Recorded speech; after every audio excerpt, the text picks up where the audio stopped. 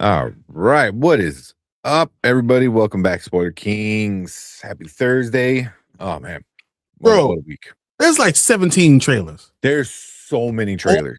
I There's a didn't even ton- think about there's a ton. Fox Machina, Star Yeah. City. Like, dude, Yeah. it is so many. Yeah. Like, there's no way we're going to be able to get through all of them. Like, no Oh way. my God. No way. There's so many trailers. Yeah. And they just like, well, I guess it may kind of make sense. It's a week after CinemaCon. You know, they're going to start dropping some of these, trailers and start hyping stuff out, But yeah. Well, so many trailers, freaking so many shows to talk about. 7 so far. 7. Holy shit. Yeah, I haven't seen any, and I'm really excited to see Clayface, Acme versus or Coyote versus Acme, the Lestat. Like, I want to see that. What else? Like, there's so many trailers, and I haven't seen any of them. So I'm like super hyped to see, especially the Clayface one. I really want to see the Clayface because I just been hearing so many good things about the trailer from CinemaCon and people, online and stuff. So I'm really curious about that. I want to start this whole thing with letting you guys know this. If you're a Michael Jackson fan, you're going to effing love the movie. If you're someone that wants behind the scenes information that you think that they're going to share from the Michael Jackson estate, you're not going to get that. So that's not what's going to be.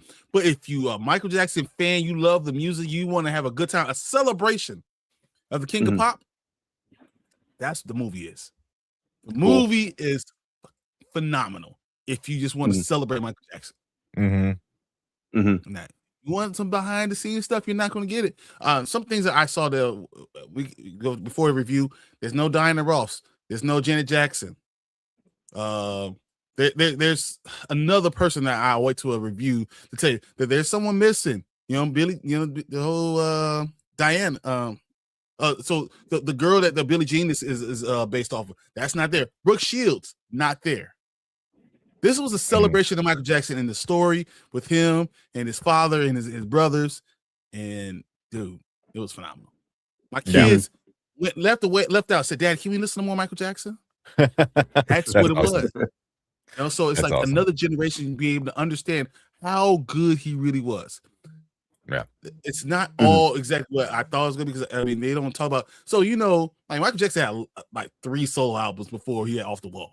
So they don't talk about a lot of this stuff. So it's very surface level, but in Dolby is phenomenal. Yeah, and that's what I've been hearing from everybody. It's like it doesn't get into too deep into the weeds of personal life stuff, but is that a bad thing? So the critics make it seem like it's the bad thing. It's like, oh, we want the nitty gritty, but like, because the critics were super bad. It was at what 27%. Like it was super low. It went up a little more. It's at 41, but the fans, obviously, the fans are going to be where it's at 96 right now with 1,000 reviews, and it's just Thursday. It's not. It's just Thursday. There's already 1,000 reviews on it. So yeah, I was listening to Blue and Dre Mack last night, and they're saying they had a number. They said, "Oh yeah, we think it's going to make $120 million worldwide." I was like, "Bro, worldwide? Nah, it might make $120 million domestically." Yeah. So, and the worldwide number, they haven't released it in Japan. They're not going to release it in Japan to May. Oh wow, this number is going to continue to go. This is going to be a number they're going to post, and it's going to continue to hit. I think 1.2, 1.1. I'm gonna go 1.1. 1.1. Yeah, you see that. So, dude, if you get a chance, don't listen to what everyone else saying. If you love Michael Jackson, go see the damn movie and just to freaking enjoy it. Yeah.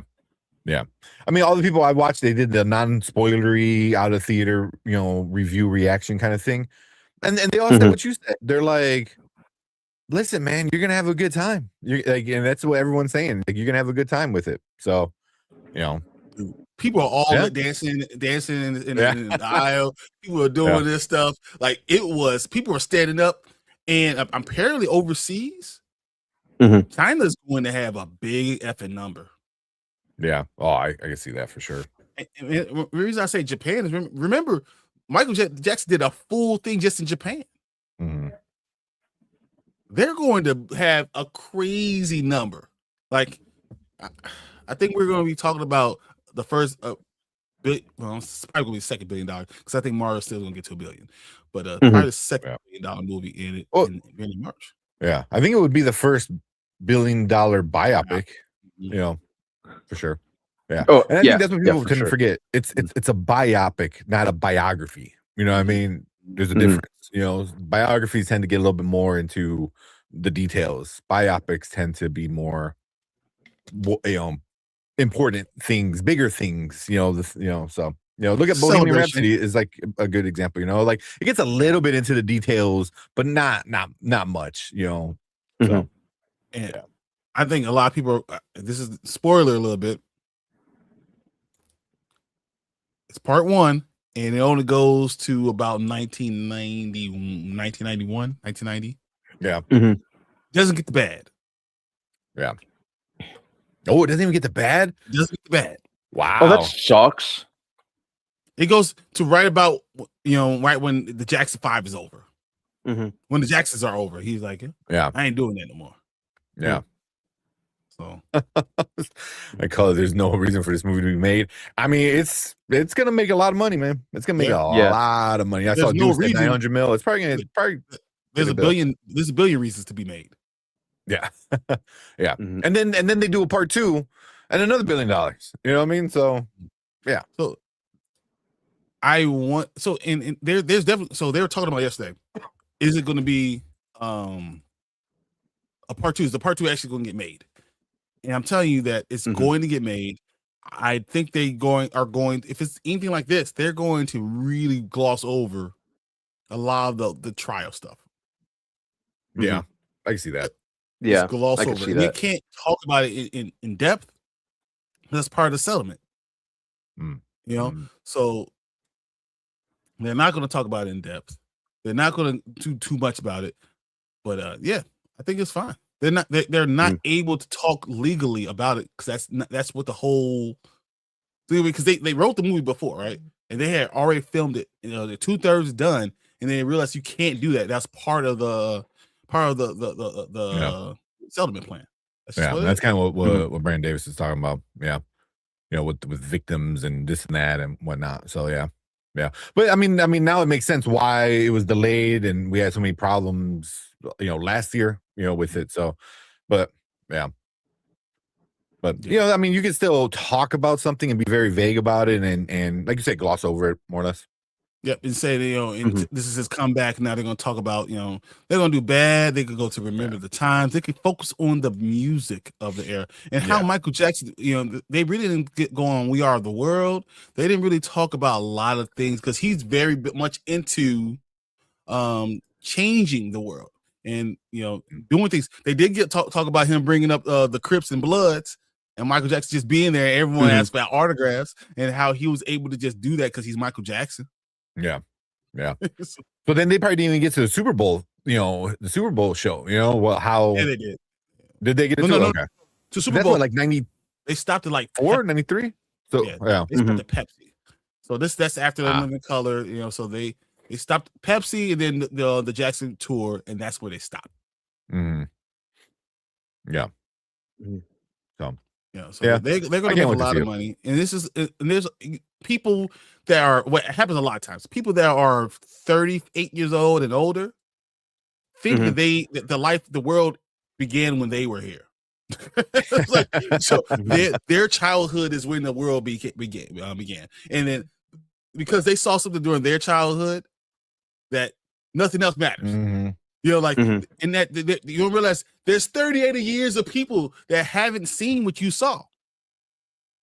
Right? So there's a lot of people that don't know Michael Jackson and how phenomenal his story is. How they changed his age when he was younger. He was 10 years old. They told him to be 8. There's a lot of stuff that they don't know that we're going to be able to see, and people are going to experience his music. And I want to say this: in 2 weeks, Michael Jackson's going to be on the Billboard Top 100 again. Watch. Oh, 100%. I can see that. I'm counting on it. Sure. Yeah. So possibly like a new like greatest hit album might come out. Brandon says, I doubt it's going to make a lot of money. Oh, bro. It's gonna print money, bro. Yeah, dude, it's literally gonna be like coming to America. When I say he has his own money, he has his own money. Like a picture of his face on it, like that's how much money it's gonna have. Like, is there any money out already? Because I know some, not really. No, not Box Office Mojo at least. But it came out on Wednesday. So it made 18.5 overseas first day. Yeah, just overseas first day. Yeah. The number's going to be ridiculous. Yeah, it's going to be a ridiculous number. People, I think the highest biopic is what, $600 million, or is Bohemian Rhapsody? Bohemian Rhapsody. It's like 700 million. I think it got close. Yeah. So that's the number. I'm gonna say we hit that number within 3 weeks. Yeah. So don't be surprised. That's all I want to say. Don't be surprised by the number and the international love of Michael Jackson. Yeah. Bohemian Rhapsody made 910 worldwide. 910. This will be right. I see. I think he beats Bohemian Rhapsody. So I think he hits the bill. Yeah. I think it hits the bill. Yeah. Yeah. Same. Yeah. Domestic opening for Bohemian Rhapsody was 51, and they're saying this, like Variety. I saw like randomly said at least 70. At least 70. It's probably gonna be more. Yeah. Probably. And which is kind of unfair because it started off on Wednesday, so he's gonna have a Wednesday, Thursday, Friday, Saturday, Sunday number. That Wednesday, Thursday, Friday, Saturday, Sunday number. So I saw that they're thinking 150 worldwide first weekend for a biopic. Oh yeah. That's for a biopic. Like, come on, man. This movie is going to be crazy. Yeah. Get that off my chest. Going. So we'll for sure review it on Monday, because I know I'm going to go see it this weekend. I'm guessing B, you're going to go see it this weekend. Oh right? yeah. I'm going to see it this weekend. I'm going to see it again. You're going to go see it again. My kids said, "Hey, can we go see What Papa next?" Nice. It was my first movie of the year. Went early screening for a movie that was completely sold out. Nice. Yeah. It was. There was not a seat in the theater. And then people were really upset because they weren't letting us buy the blankets. Mm-hmm. Well, even though they advertised it online, because the Michael Jackson, Michael Jackson blanket, they weren't letting you buy it. Oh, really? Mm-hmm. Damn. People were really angry.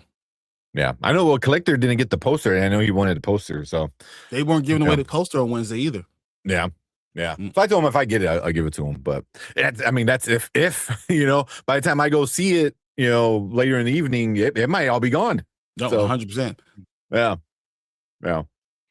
But because my plan is to go check it at 12 o'clock tomorrow. I'm gonna go get up there.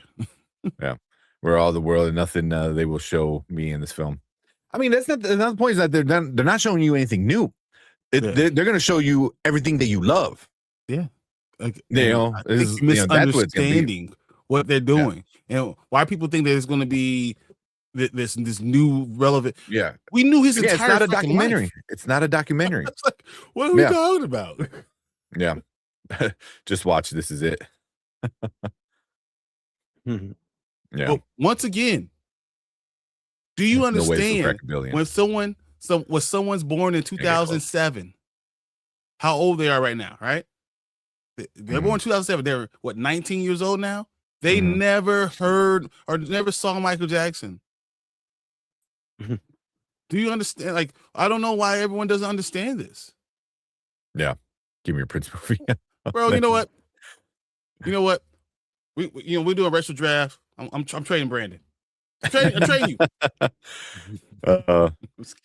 Yeah, it's Michael Jackson. That's reason enough. Exactly. I mean, but you know what though? If this does well, I can see Prince's estate coming. Like, all right, I could see. Yeah, it's going to be a hard sell because he's not going to tell you anything. And that was the whole thing about Prince, right? That he didn't tell you what he owned his stuff, he owned his masters, he owned his stuff. So why would you? I don't think he will.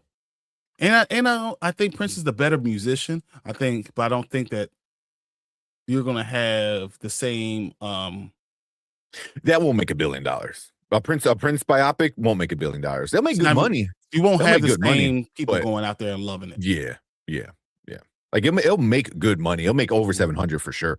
But I don't see it getting 700 million. I don't know if Prince even goes For 700 Prince? million. You don't think so? I mean, just Minnesota alone might be like 100 mil just by themselves. Yeah. I think Prince is. I think once again, Prince is the best musician. Not even a question. Yeah. It's not even close. Yeah. Like, but who's the better entertainer? I mean, we're talking about movies. It's entertainment, right? Mhm. Yeah. You know, and you know, I think those are the two greatest halftime shows in Super Bowl history. You know, there's Michael Jackson and then Purple Rain while it's raining. Like, you know, that was playing epic. the guitar, doing all things that Prince does. It's the greatest thing ever, right? Yeah. It really is. But no, there's no way.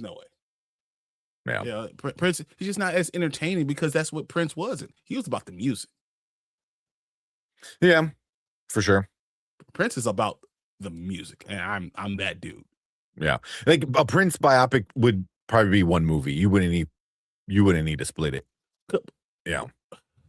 The Like, one thing that there's not enough details. But we don't know anything about Prince. Yeah, that's why it's going to be just like this tour, then this tour, then this tour, and then he dated her and dated this person, and then that's about it. You know, and then Super Bowl, and then his death. He was just he was a music junkie. He's in the studio all the time. He's like that great. He learned how to play every music. He didn't need a band. He had the Revolution, but he didn't need them. Yeah. Oh man. They said they could talk about the songs he's written for other people. Is that entertaining though, Ace?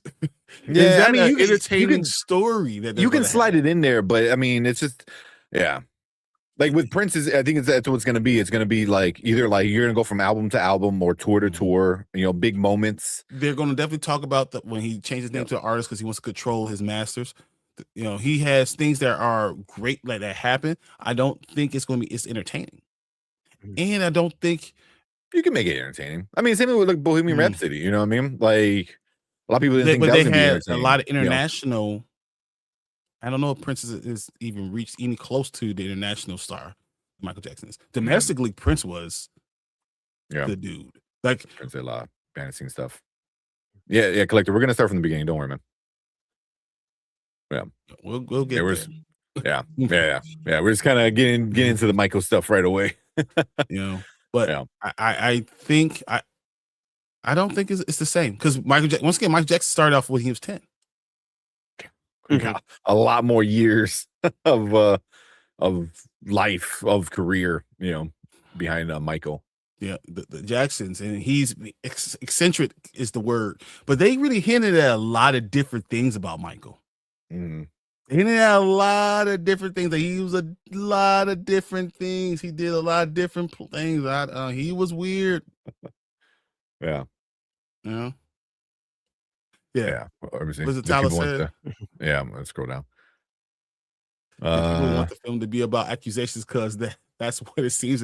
What I'm reading. That is what everyone wants. I think that makes they wanted the drama and not the entertainment. Exactly. I think they wanted the drama. What do you think a biopic is? Like, I don't think we even know what biopic means. Yeah. Like, what did you think you were going to get? You're going there to celebrate his life and you have a good time. That's what you're going to go do. Yeah. So, I don't know why, we see all the critics hating on it, thinking that it's going to be something that's not. That's not what it's going to be. You know, and I think you're going because you go there to enjoy it. If you're going to go to celebrate his life, then you're going to like this. Yeah. So like what B was saying earlier was like he's like, oh, go see This Is It by Michael Jackson. That's a documentary.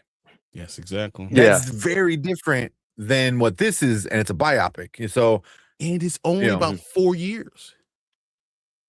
Yeah, that's crazy. This is just this is his life. This is from 9 to about 30. Mm-hmm. And when you do the numbers, R. it Kelly really biopic. surprises you, you know, They would not do an how R. Kelly old he really was, how old he really was. So Yeah. So they do R. Kelly biopic. It's definitely gonna be I hard. don't see that. Yeah, I don't see that happening. Yeah. But yeah, we'll definitely do a full the guy movie doesn't breakdown. look like Michael to me. His nephew doesn't look like him. Nephew? His nephew doesn't look like him. From the trailers, it's not bad. There are times where you're panning and you're seeing up and you're like, "Whoa, is that Michael?" For real, like there's times where it really looks like him a lot. Yeah. Go see the movie, and I would say, go see the movie before you guys say anything about it. Mm-hmm. If you haven't seen it, don't talk about it. Wait till you go see it, and then you can say, "Oh, if you like it or don't like it or whatever." That's fine. That would be. It would be. No one R. Kelly movie. Him driving around Thornwood picking up girls. When I'm in high school. What was that? What was that one song when he's like 28 years old, 30 years old? Yeah. When he's like singing, like, "Do you have your papers? Like, do you have your passport or whatever?" Oh my god. Yeah. Oh man. Yeah. But I can't wait to watch it. I was a little like in awe when I saw the early reviews from the critics and it got so low. I was like, damn, really?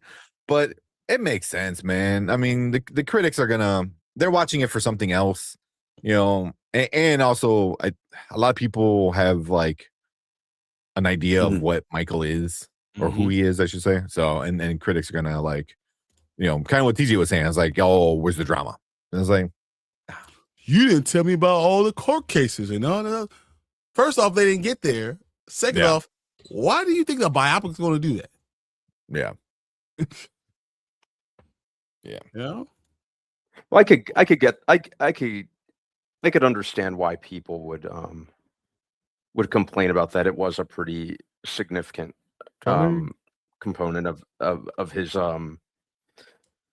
career. It was a standout thing. But even though I knew they weren't going to cover it, I could see why people would complain about it. I could do with it. Stopped at 91. What court case are we going to talk about? Yeah. Well, I think people probably assumed they were going to go beyond 91. But it was 2 hours and 7 minutes. I guess they could have gone to 2 hours and 45 minutes if you want to do it. Yeah, it wouldn't be the first time. Yeah. Yeah. I didn't know it was going to end that early on. Really early. I was also surprised. Yeah. 96% is crazy. Yeah, it's gonna stay up there. It's gonna stay mid-90s for sure. Over the weekend, it might dip down to like 94. I think by Monday. I can see it going up. Going up. It's that good of a time. People are really having a good time in the theaters. People are getting up, clapping, cheering at the end of the movie. That's awesome.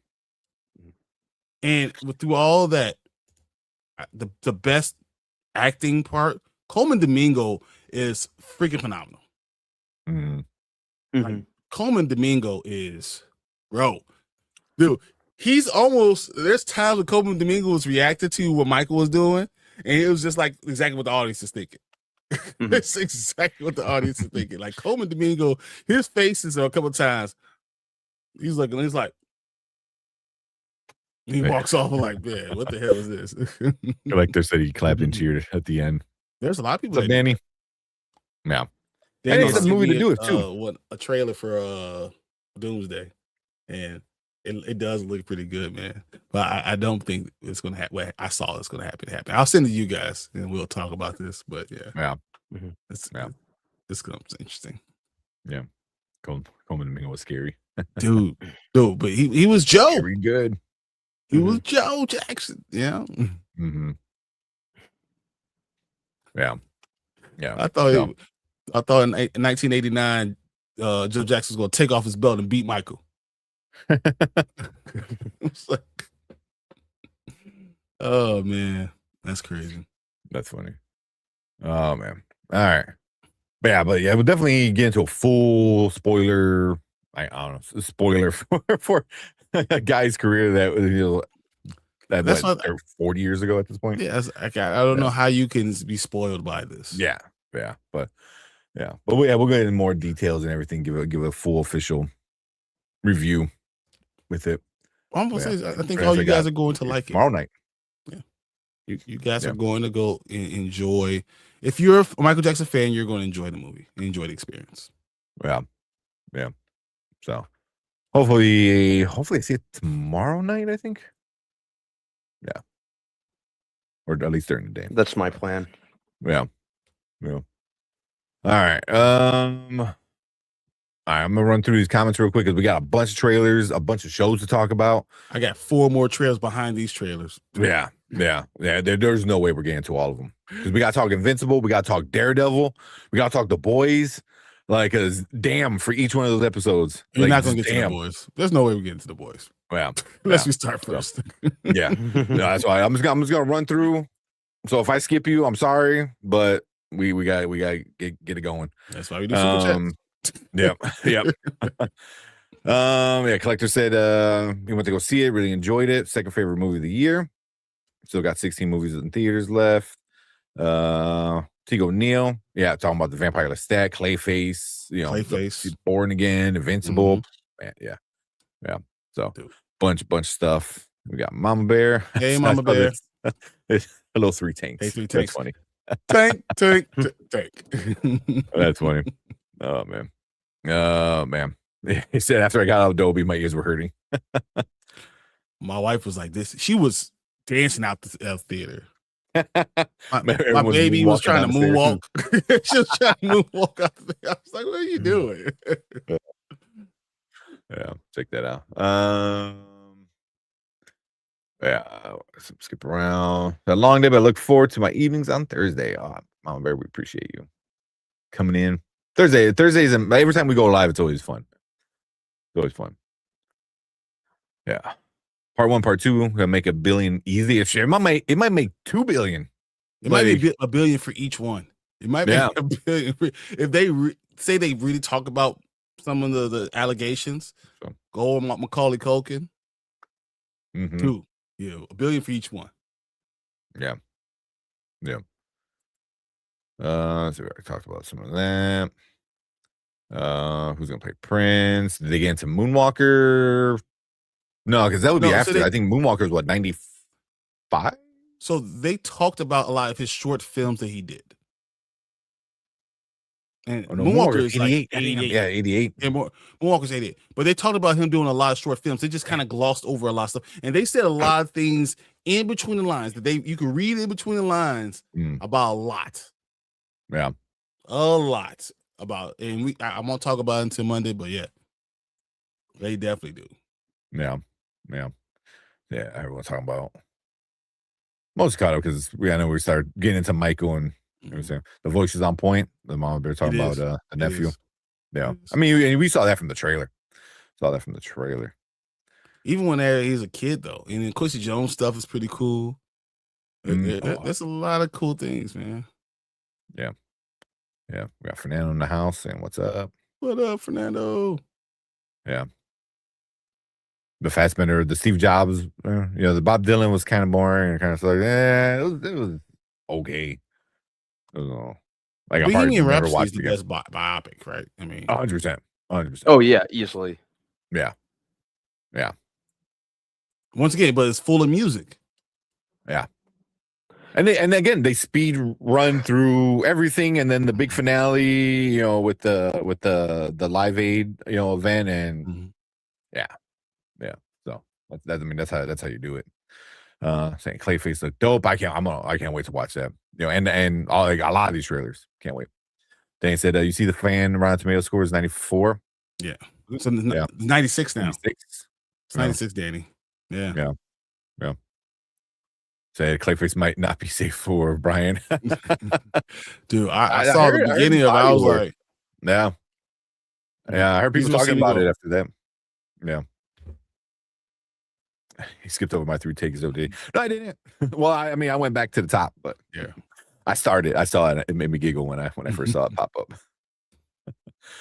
Oh man. Yeah. Don't picks have good track record? Yeah, Doc Pick Or biopics? Picks. Yeah, biopics. Yeah, Biopics some don't have a huge thing. No, Bohemian Rhapsody is the most profitable one, or the biggest box office, and that's 910. So we haven't hit a bill. I think this is gonna be the first biopic to hit a bill. Let's say so. Ray, how much money do you think Ray made? Oh man, that was a while back too. 550? Way lower. Wow. Again, well, you know what? It makes sense. Like he wasn't that big internationally, especially when you compare to like someone like Michael, you know, and Queen. And he's a black man, and you talking about international numbers. I mean, if we can be honest about that, where do you think? So even lower than that? About 3? Lower. Damn, really? Mm-hmm. Jesus. And that, I'm gonna say now 2? Lower. No, bro, that's a crime. That's a crime. Like what? So that's gonna be like what, 150, 125? 123. 123? Worldwide, 123. That's a crime. This is what I'm talking about. Biopics don't make money. So we're talking about like, oh, that's not gonna make them. Bro, it's gonna make way more money than you could ever imagine. Yeah. You got, come on. Yeah. Oh man. It said, no, we're all safe in a safe spot. Plus, I have my other screen tuned to the weather. Yeah, because it's still pretty tornadoes. Bad. Yeah. Start saying getting dangerous. Yeah. Oh man, that sucks, bro. Favorite Michael Jackson album. I love Thriller. I love Pretty Young Thing. I love Dangerous and I love Bad. Off the Wall is awesome. Mine is Dangerous. My favorite is Dangerous. I saw Hanzo was his first comment on his review. I saw that. Very nice. I'd probably say Dangerous too. That was the partially because that was the first Michael Jackson album I listened to in its entirety. So yeah, Dangerous probably for me. Yeah, I think Bad probably for me because I think that might be my first one that I like listen through the whole thing. Do you realize that Michael Jackson has like 6 like number ones on number each ones? album? Yeah, on each album, like it's like the dude is. It's crazy, man. I don't know. Yeah. But I've been like, because the track record of biopics. I mean, that's true. That's true. But, you know, in Bohemian Rhapsody, you know, Queen, super popular, you know, international, obviously, and stuff. But then you're talking about international superstars. Who's is bigger there than Michael? Anyone? There's no one is come on. There's no one close to Michael Jackson. Yeah. Yeah, be safe out there, Ace. Yeah. I said I've been in tornadoes, I've been in hurricanes. I need to I need to do down packed. It's good. Always ready. Always ready. Oh man. Top 5 videos. My God, there's so many. Beat It, Thriller, Billie Jean. I mean, Thriller's got to be number 1. Remember the times it was amazing, bro. Remember the times we had Eddie Murphy, Iman, and him doing all this stuff, and Magic Johnson, he's turning the sand and flipping out, and then having the dance and everything. Like, but I gotta say, Thriller's probably number 1. Thriller, Bad, Beat It, Smooth Criminal. I'm gonna say number 2 is gonna be for me. Remember the Times. Number 3 will be Smooth Criminal. So freaking good, but it's part of Moonwalker. That's a really good part of the whole him doing all this stuff, and then the leaning and stuff is so cool. But Billie Jean, a Scream. Remember Scream came out? It was on ABC and it was like a release. People stopped everywhere. Yeah. People were on their TVs looking at what the hell's going on with the Scream album. Like, so, dude, I don't know, man. I don't know what's the best Scream's a good one. And remember, it was futuristic. The first time we see anything like that. You know, Mike and Janet again. So you know, I don't even know if you can have a black or white is on that list. Black or white. Oh my god. Yeah. They don't care about us. All I want to say is that they don't care. Yes, I mean, there's Man in the Mirror. Oh my, yeah. There's so many. There's so many. That's the problem, man. I don't know. It's hard to narrow it down. You can't say top 5. What's your top 20? What's your top 20 Michael Jackson music videos? Yeah. Oh man, Speed Demon's a great video. Black and white. Premiered on Fox. So if Thriller's number 1, Bad is number 2, is that, you know? Then Billie Jean, Scream, Remember the Time, Smooth Criminal, Rock With You, just him in the green, you know, just doing this thing, you know. Beat It. Leave Me Alone was a cold one. He said Black or White. You know. Dude, I don't know, man. You can just go on. Top 20 will be here all night, exactly. Yeah. Yeah. Man in the Mirror. Yeah. Dirty Diana. Dirty Diana. Yeah. Oh. Captain EO. Yeah. Stranger Moscow. Oh, what's the other one with Lisa Marie Presley? That's gonna be another part of the movie. And part 2 is gonna be crazy. Yeah. You gotta get into like all the marriages and how 3 weeks after they get divorced, that's when he has a baby by the other woman. Yeah. So, there's a lot to talk about with Michael Jackson, man. Oh man. What's up, Tamika? Hey, Tamika. Yeah, she's out of my life. Remember the Time and the Mirror. Yeah. Bro, that's my point. So when we're talking about why this is going to make so much money, it's because he was it. They did a great job of showing people passing out. We were talking. Yeah, we're doing a really good job of seeing people just. The thought of touching him was people passing out. And remember, they used to pass people overhead so they passed out. They could just kind of be taken to the ambulance during the concert, just because people were passing out all the time. It was just known, hey, we got another one, and they just passing them over there, and you know. Oh man, say.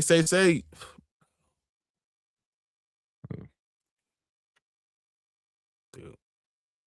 Yeah, I could go on and on. I could go forever on this. Michael Jackson. That's why I say he's the greatest entertainer ever. It's not close. Yeah, it's not even close.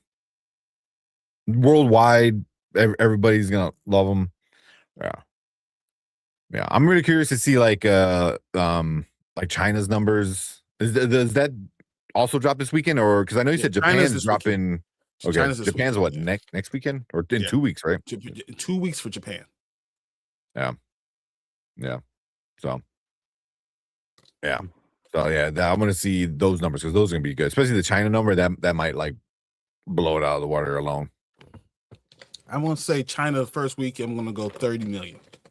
Yeah, but it's gonna continue to be 30 million and 30 million and 30 million every weekend. Yeah.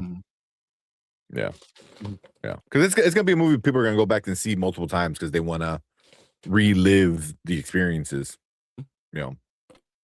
But it's also kids that don't know about it, and they did it in such a way. This is a family-friendly movie. That's good. I didn't have to cover my girl's eyes not one time. Yeah.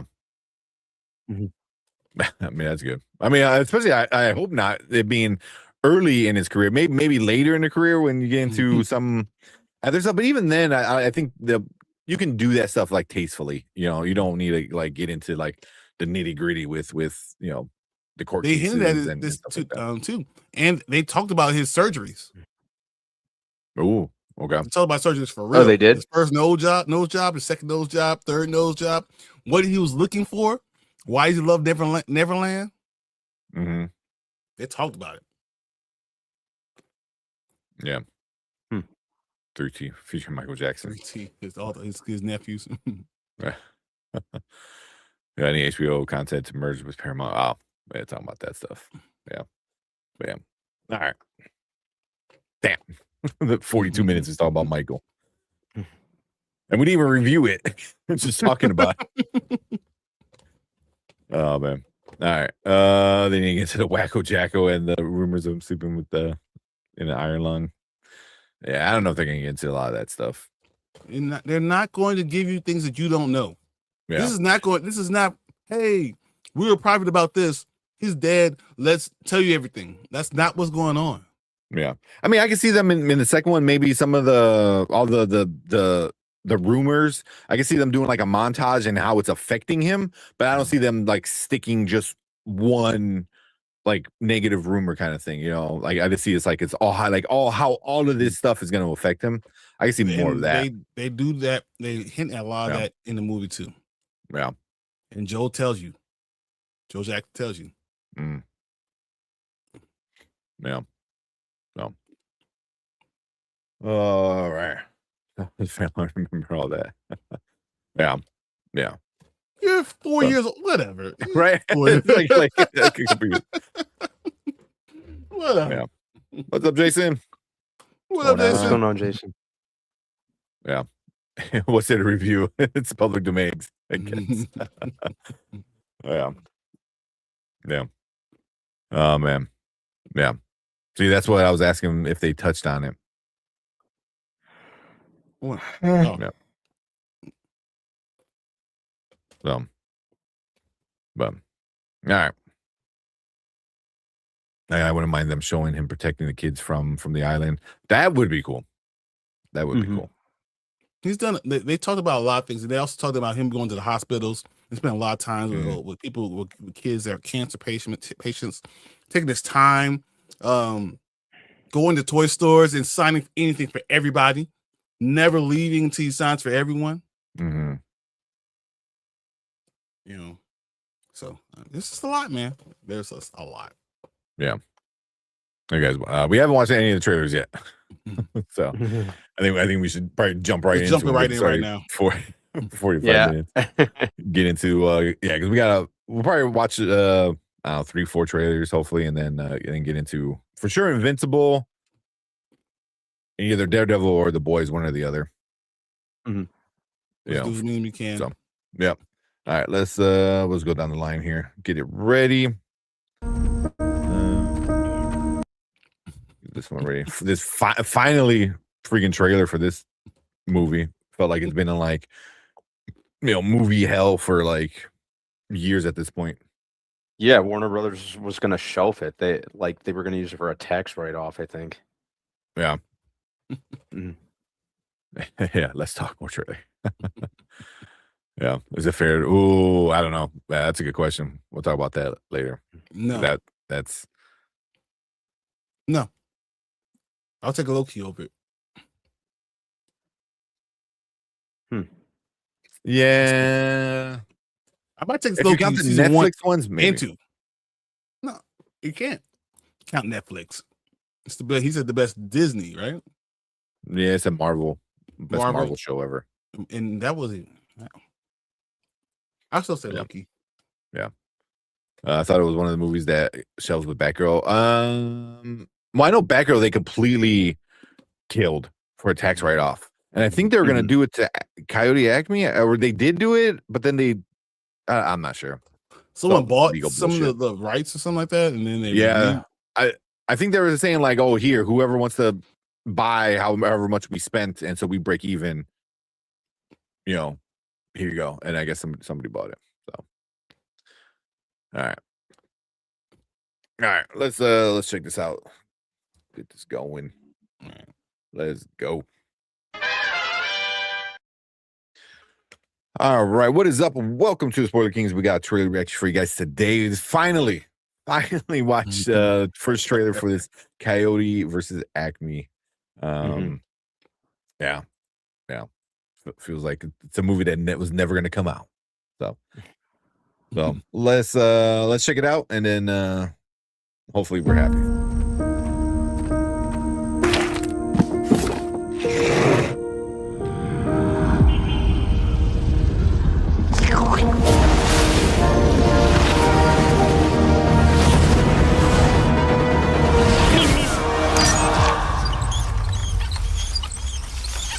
Have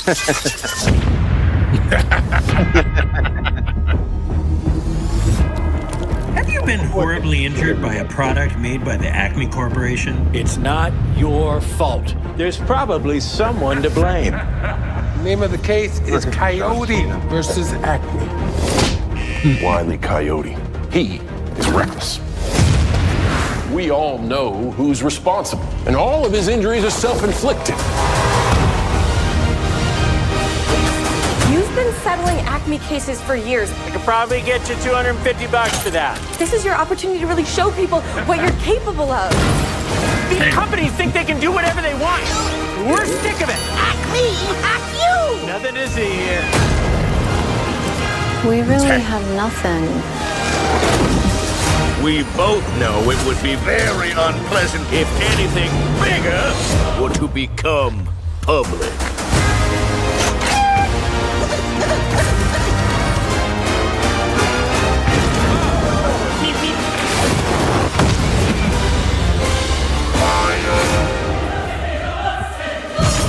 So, what is up, Doc? The Acme Corporation is releasing this film for accounting purposes only. We do not condone any of the storylines depicted. That's good. That's good. That was good. That ending was good. I like that. I like that. It when it had the title card, it like zoomed in at something at the bottom. I was like, a wholly owned subsidiary of. Okay. That's funny. The whole thing, you know what? Once again, another movie for people like us that are older, that will understand the nuances of this. This is not for the new generation because they don't know what the hell's going on with Wile E. Coyote and Acme at all. So this is just for us. I like it. I like it. I love Looney Tunes. I like. It's just something about it. You know. Yeah. Yeah.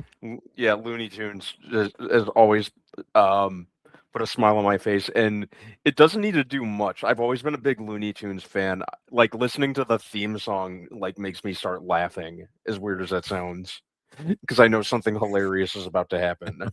Yeah. But yeah, I love it's you know, it's always been good, clean fun. So I'm happy this movie's coming out.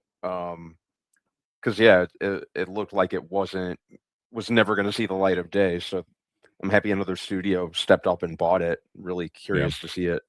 Yeah, that's what Mom Bear said. So yeah, thank God somebody stepped up and bought it. Yeah.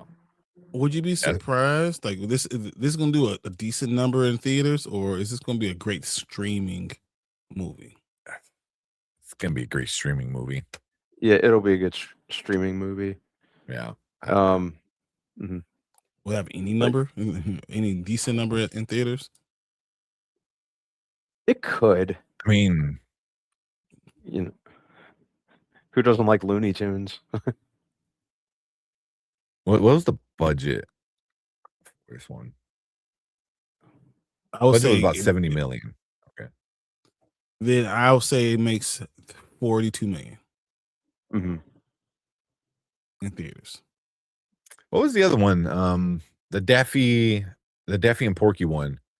The day the Earth blew up. Or something. Yeah. Yeah, like that was a good one. Yeah, how much money did that make? Yeah, 25 million. Right now, it did not make 15.4. So wow. Yeah, so it's not gonna make any money. Yeah, I mean, if this makes 30, that might be like, damn. But I think on streaming is gonna be really good because the same thing with the Earth, the day the Earth blew up. Like, once it hit streaming, I think a lot of people started watching it then. So, but yeah, wasn't it released at the same time? Possibly came out 2 years ago. I feel like it came out streaming and in theater at the same time. Might have, yeah, but that was fully animated though too. This is the hybrid of live action and and animated. So that might help, and then you get somebody like Will Forte, people, like him because he's, but then John Cena, obviously, you throw him in something, so, and he gets to wear a suit for once, not a wrestling outfit or like some spy gear. He said, "I'm retired, man." He retired. Yeah. No, I mean, this is fun, but I don't think this is going to make a lot of money. No. Yeah, it's not gonna make any money. Like if it makes 30, like I think that'll be like about where it goes. Okay. But it doesn't mean it's a bad movie. It's just Looney Tunes isn't where it's at as much as it was obviously when we were kids. And and no kids are going to go see this movie. Yeah. So, but like my son, was he gonna 3.5? Like he loves that The Day the Earth Blew Up movie, because I think because it's so physical. I wouldn't say it's not violent, but it's very physical, with them just doing stupid shit. So, and then obviously this is Coyote, so it's gonna be a lot of him getting hit by stuff, blowed up by getting stuff, hit and exploded by stuff, blowed up. Yeah. So, but I think that's what's gonna make it a good stream at home movie. So, not bad. I'm okay with those. Yeah. Let's see what you guys are saying in here. I'll be back. Okay. Tamika saying got laughs, looks funny for collector. Like to take where it's not the Roadrunner versus him. That's gonna be great. Yeah, that's something different. I like that. Then we got Sheed. What's up, Sheed? Said got the tail end of the trailer. What's good? What's up, Appreciate you coming Sheed? in. Now she's the Animaniacs. Yeah, that's not gonna happen. Yeah. Because I just watched the Great North every day, so I can listen to Will Forte's new voice. Great North is a really good show. Yeah. As soon as they got him wearing skates, I was like, "Oh, poor bastard doesn't learn the lesson." been 50, 60 years, however long Coyote's been around.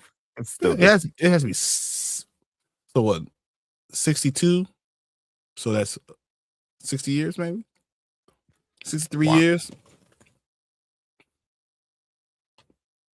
When was he first created? He was first created 1948. Wow. Yeah, made his debut in 1949. Damn. So he's been around for a while. 70 something years old. Yeah. 77. That's crazy. Yeah. Who believes John Cena as a heel? Right. I mean, bad guy. You mean he works for a really horrible organization? What? Yeah. I watched the last one. He did a pretty good job being a bad guy. Yeah, he's good at that. Well, I mean, he retired, so he's done. Yeah. Oh man, but some people are slow learners, very slow. But he's a super genius, self-described as super genius. Yeah, he's doing the same thing. He was a couple good ones coming out. Yeah. Also, what's up? What's up, Travis? What's up, Travis? Cool. Yeah, this one looks fun. We'll see what was it? August, I think I said. Yeah, August 20th, right at the end of August. So, I don't know. If there's nothing else coming out that time, probably go to the theater, see what happens. But only because you can take your kids, there'll be no one there. They can run around. Right. Exactly. But yeah, that's it for our first Coyote versus Acme trailer. We want to hear from you guys, so leave a comment, let us know. Did you like the first trailer? Were you up on all the info about it being sold and not being sold and this and that and all the drama around this movie?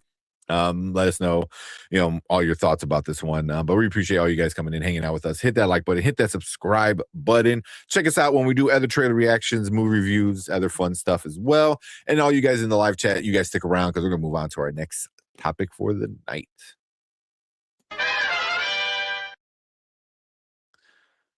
All right, he needs to get back. So I'm gonna watch it. I'm gonna watch the Clayface and his Lestat like so bad. He's not here, so we can go remove this from studio. We can do another one. I know he probably wants to see both of those. Yeah. Same as a new one coming out. Yeah. Is it a week before? Was it Mutiny? But again, I feel like it's gonna be a streaming one. Like it's gonna be a streaming movie. Let's do that one. Star City. Yep. Cool.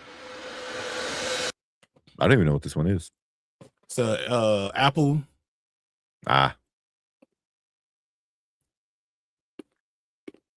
Which one's a better one? No. Yeah, probably that one. That one. All right. The Beast, Miss Opportunity, Rise of the Beast, not having him as G.I. Joe recruiter, revealing him as the new Duke. Yeah, I mean, the dude's made to be like a G.I. Joe in real life. So that made it make sense. He is a G.I. Joe. Yeah. I know who else I think they're pushing Duke a lot. For him, but we'll see. I mean, right now, old? I don't know. But I mean, because I think Paramount is doing the Transformers and G.I. Joe stuff, right? They're the ones that have the movie rights, and God only knows what the hell's gonna happen over there. Because, man, But yeah, so real quick, I did see. I know Collectors said it, Mama Bear said it. Like, so the shareholders voted, and they voted for Paramount to buy him out. Yep. One, I mean, you want money, so like it's going to shoot up. It's going to shoot up to $31 per share. Mm-hmm. A shit ton of them. Pretty much everyone's going to sell, and then it's going to tank so hard.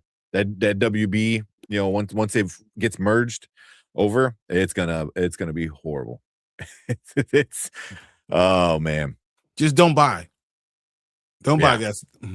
Yeah. I think if you don't already own Warner Brothers stock, then don't bother. Because it's gonna get. They voted to push it through. It still's got to go through the FCC or F whatever, which that's gonna be like a cakewalk. Yeah. It's not even gonna be a challenge. And then once the merge happens, the stock is gonna probably bump it up, and then by the end of the week, it might be like this crap out. Yeah, it'll take 2 weeks. Because it was like, because I'm like, Paramount, you can't even figure out your own shit, and you want to buy Warner Brothers? Yeah. So it's not a confident vote. There's still actions that need to be against it. Oh, is it? Okay. So, yeah. So, I mean, something like that. It's still a long way out.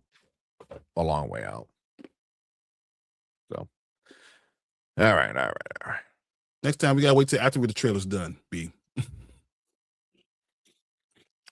I was hungry. Yeah. After the trailer. Not in the middle of the trailer thing we're doing. You want to do Star City, or you want to? Let's do Star City. It's fine. All right, let's knock that one out. It's our setup. Yeah. Where we at? Yeah, a bunch of people are gonna block the merger for sure. California governor, New York.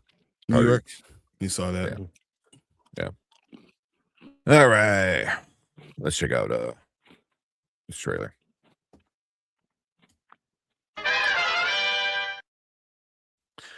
All right, what is up? Welcome back to Spoiler Kings. We got another trailer reaction for you guys tonight. This one is the new Star City trailer. Was that Apple? It's the Apple. We said? Yeah. Mm-hmm. So, yep. Let's jump into it. Check it out. I have no idea what this is about. So it's Apple. So at least get the benefit of the doubt.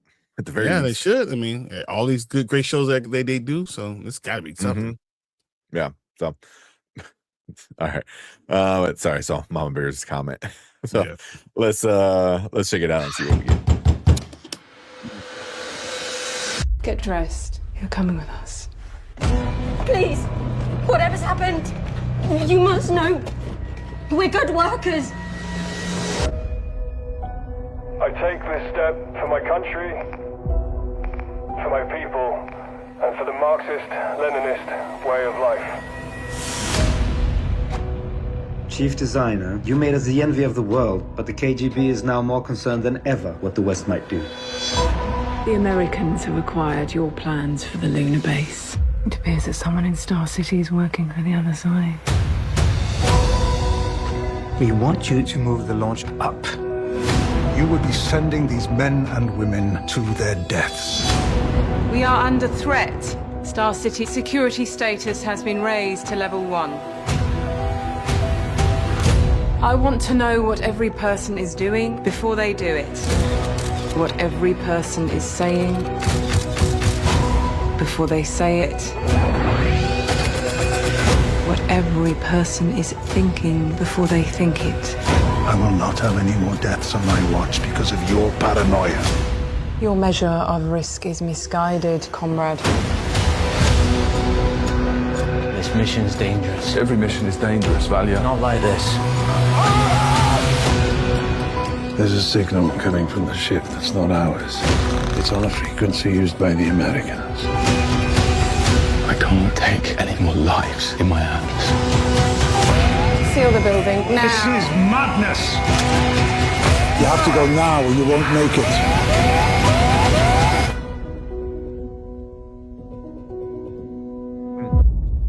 Oh, it's a series, not a movie. Yeah. Huh. Okay.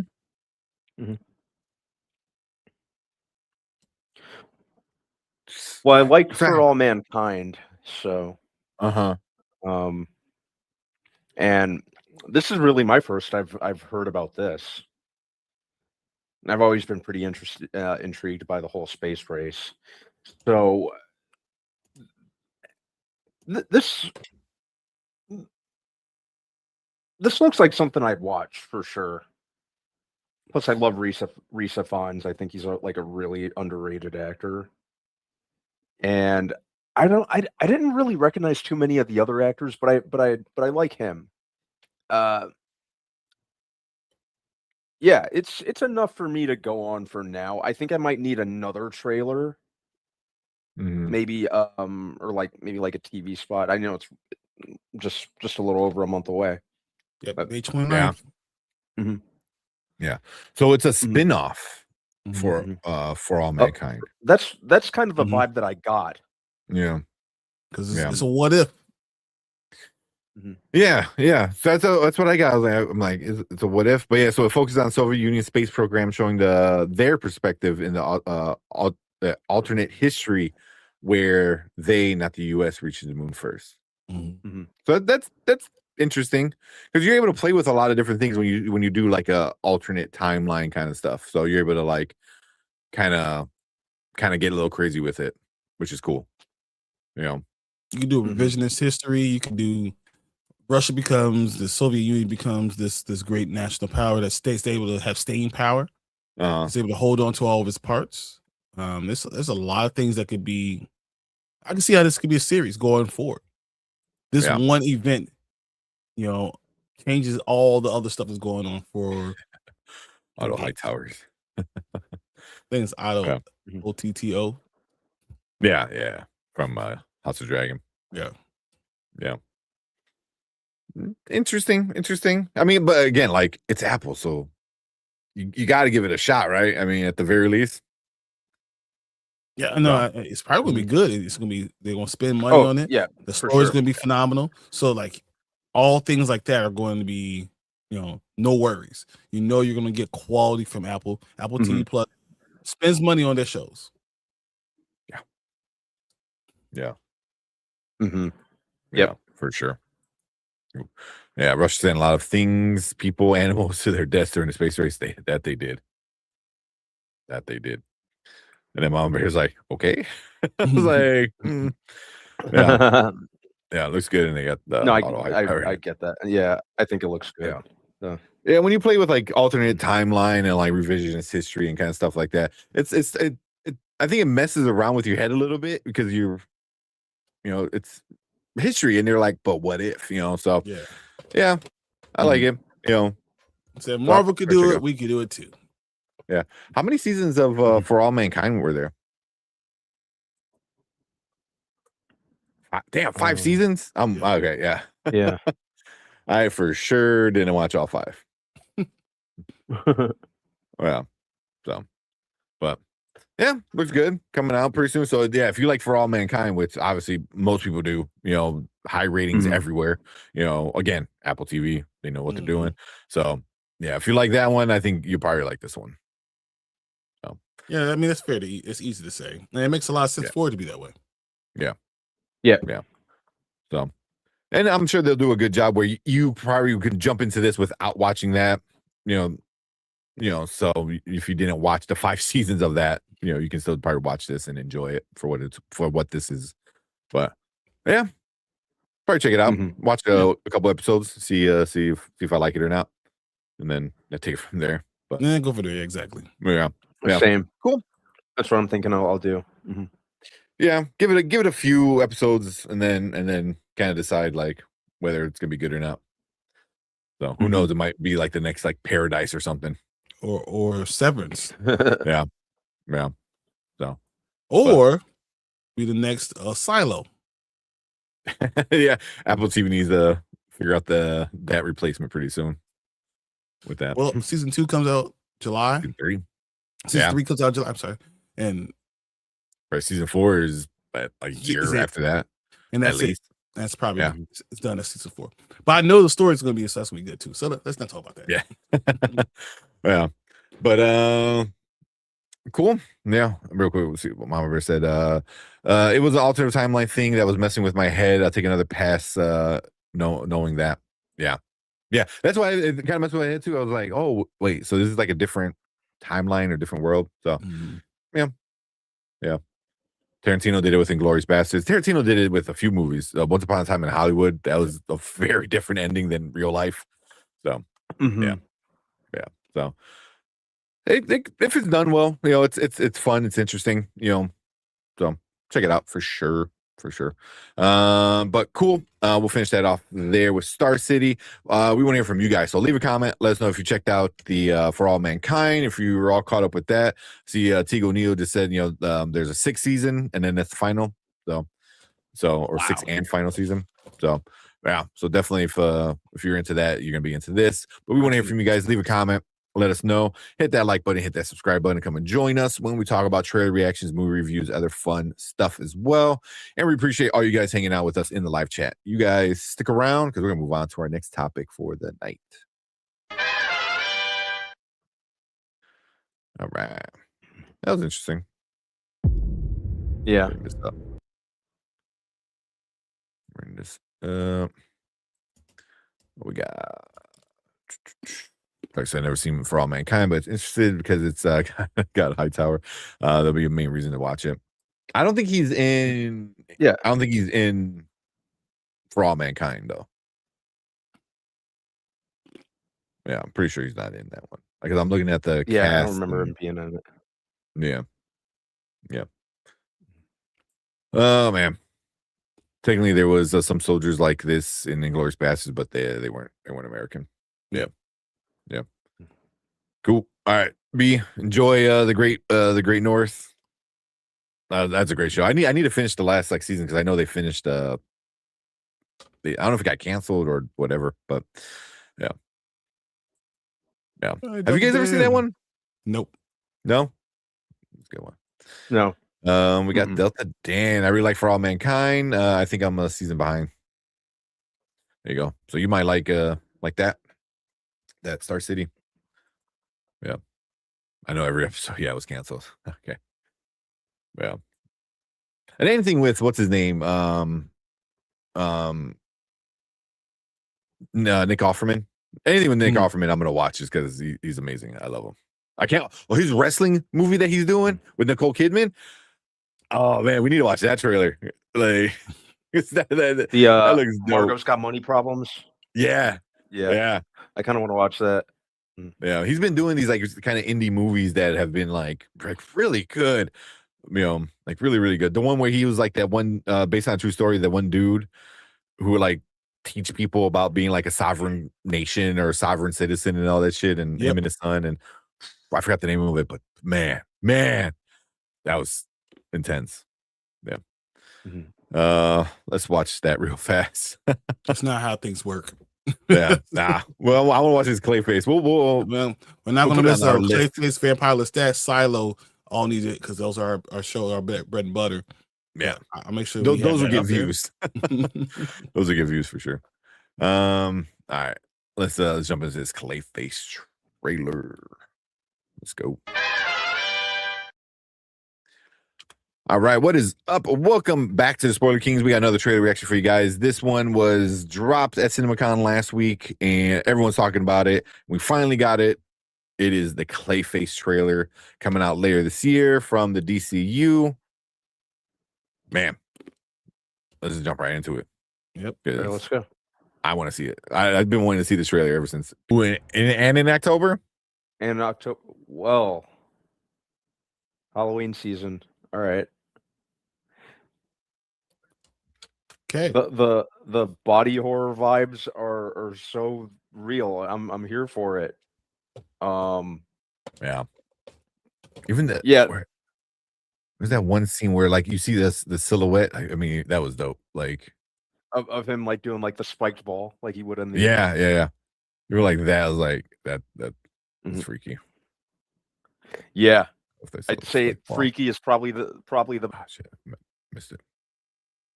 Yeah. Okay. Bam. Yeah. This is good enough for me for sure. The idea of them doing like of them doing Clayface as a body horror movie, a solo body horror movie is pretty interesting to me.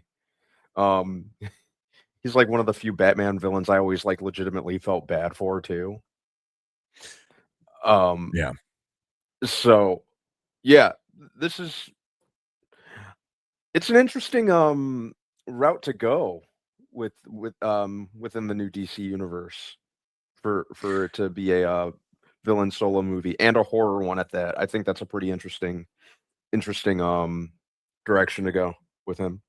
But yeah, it gave me Substance vibes, gave me the Fly vibes. I got some Cronenberg vibes in there. Yeah.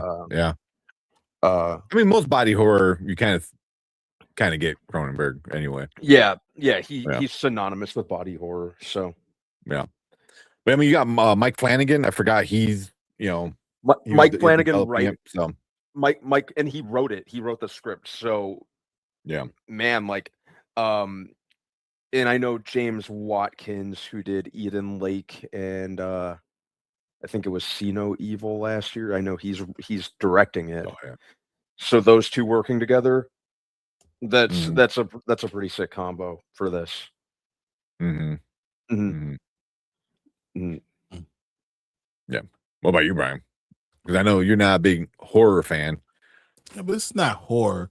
And Clayface is a really weird Batman villain, and doing it in this way, it's going to be strange. I don't know how much money this is going to make because it's so disturbing. If it makes like 100 mil, that might be a win because it's super low budget. I had to look up the budget, and it says like 40 to 45 mil. Oh yeah, it's gonna recoup its budget for sure. Yeah. I don't think it's going to be a big number. It's not going to be a big number now. 125 million. It's a lot. Do you have that one scene when he was taking off his glasses and what was left in his eye? Yeah. Oh man, I forget where it's at. Just him. Like I know the actor. His name's Tom Reese. Tom Reese Harris, I think is his full name. I know he's on the show The Gentleman, and which I never finished watching the show. I didn't mind it. I remember him being on an episode of Doctor Who though. Yeah. Okay. But definitely an interesting take on the character, at least on the thing, So it's very anti-Marvel, I think Marvel has like their I don't know. I don't say villain, almost anti-hero. Well, they have their like path of like, this is how we make a movie. This is what we do. This is how it goes down. And he goes, where this is very, it feels very, very different than like Superman. So I mean, granted, there's only this is gonna be the third Yeah, I was like, there's only movie, so it's not a lot DC to compare it to, movies, but so. yeah, but I'm always down for a good horror film. So same, especially Yeah. during spooky season. So yeah, I'll be seated for sure. yeah. So cool. Let's see some comments real quick. I need to mark where you guys do it. Yeah, rated not safe for Brian. I don't know. This is body horror. It's not necessarily scary. There's no horror element Yeah. to it, Well, it's really. like The Substance, the Substance, was body horror. It's hard to look at sometimes where you're like, oh, what the hell? But it's not like scary in that sense. There's nothing I saw that's going to feel like, oh, if I fought it, it'll be a something that I can't beat up. Nah, I'll be able to beat those things up. Yeah. And then Delta said he got his packages. That's awesome. That's awesome. Yeah. Nice. Glad y'all put it in plastic wrap. Yeah. I'm glad. Because I get them in just cardboard and I hate it. I'm like, why it's not hard to put it in a plastic bag, just in case. So I'm glad I did. I seen Clayface. I'm not interested in was it Lestat unless Tom Cruise is bro. Tom Cruise's Lestat is compared to what we got right now. Yeah. This dude is Lestat.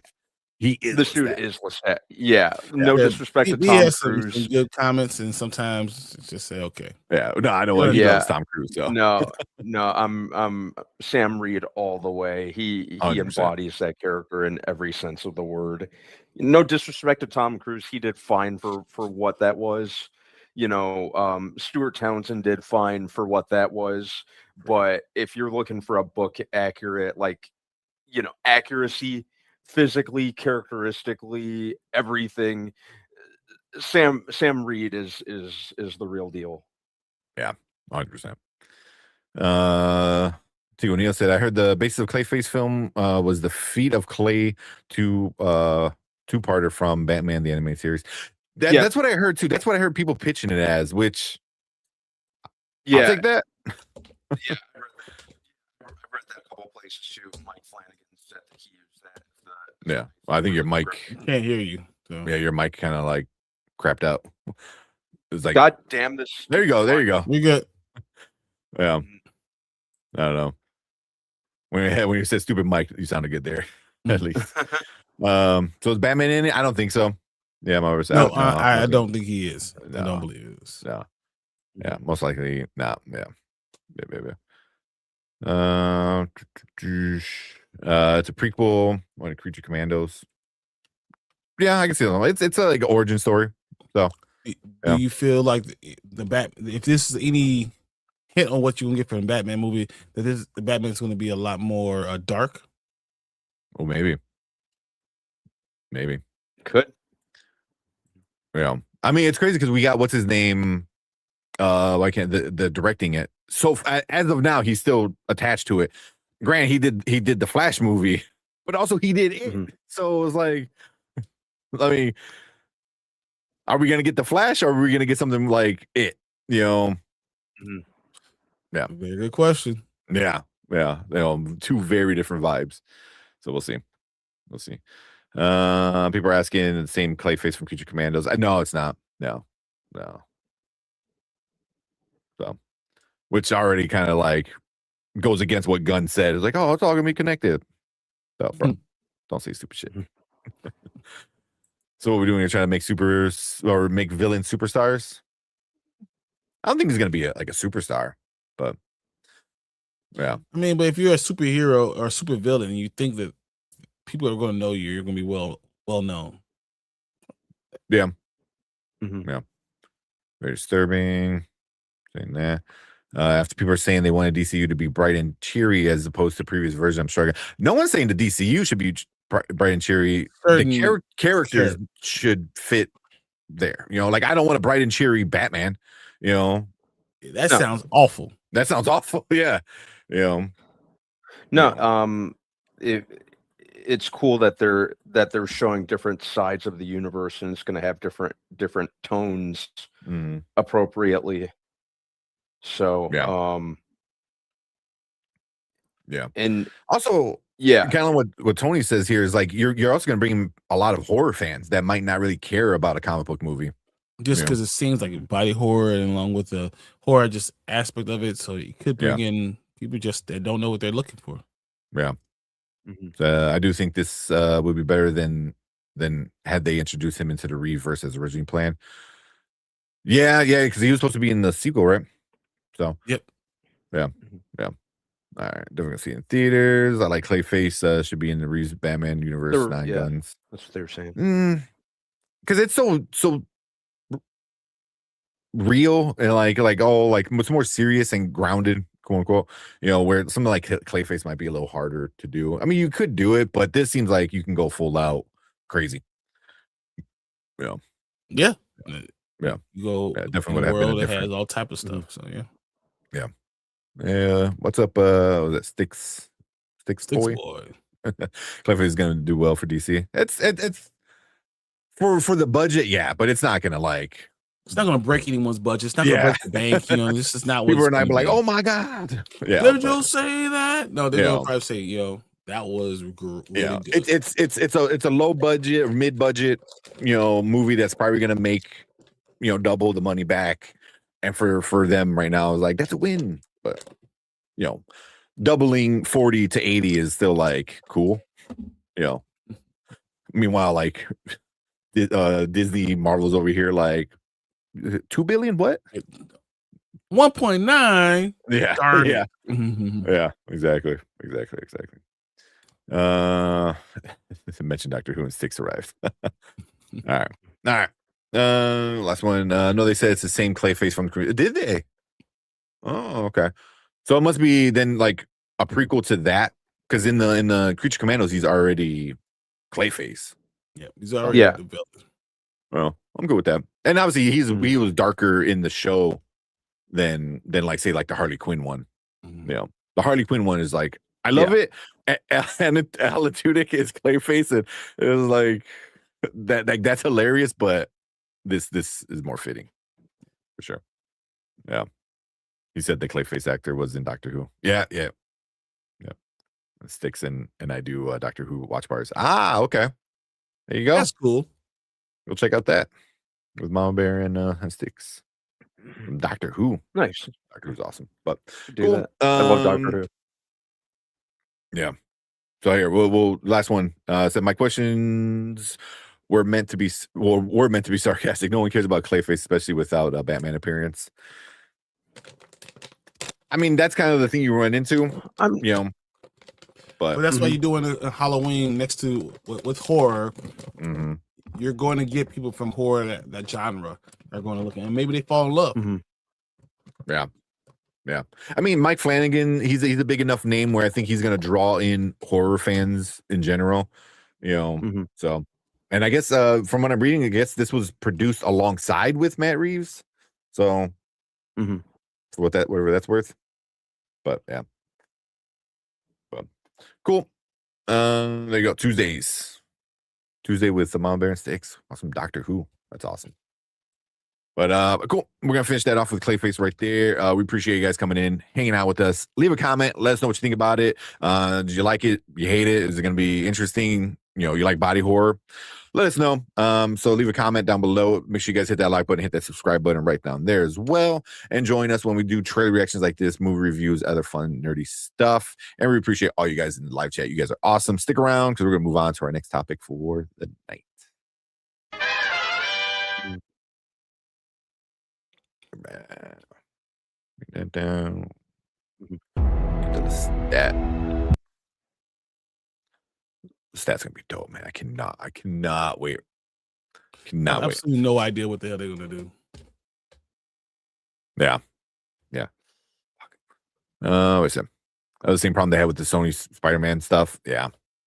I mean, Venom made money, but can you imagine how much money Venom would have made if Spider-Man was in it? If Spider-Man was in it, game over, man. Like, right? Yeah. Now you can increase wherever you sold by.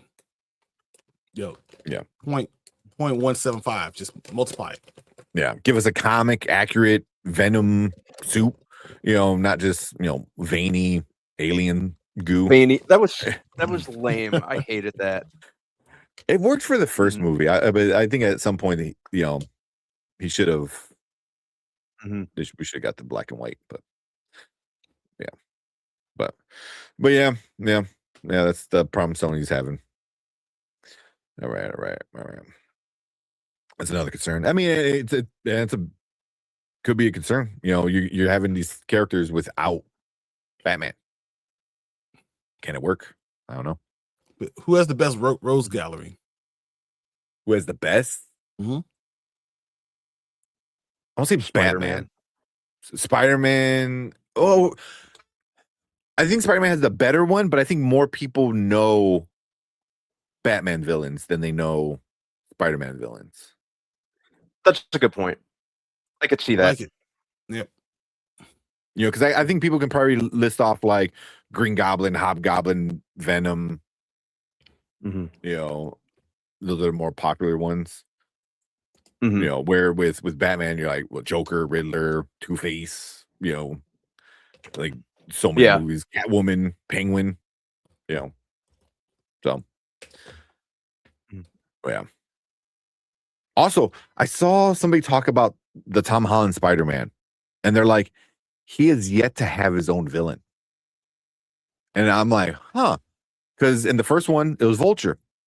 Vulture was created by Tony Stark because of all the shit Tony Stark was doing.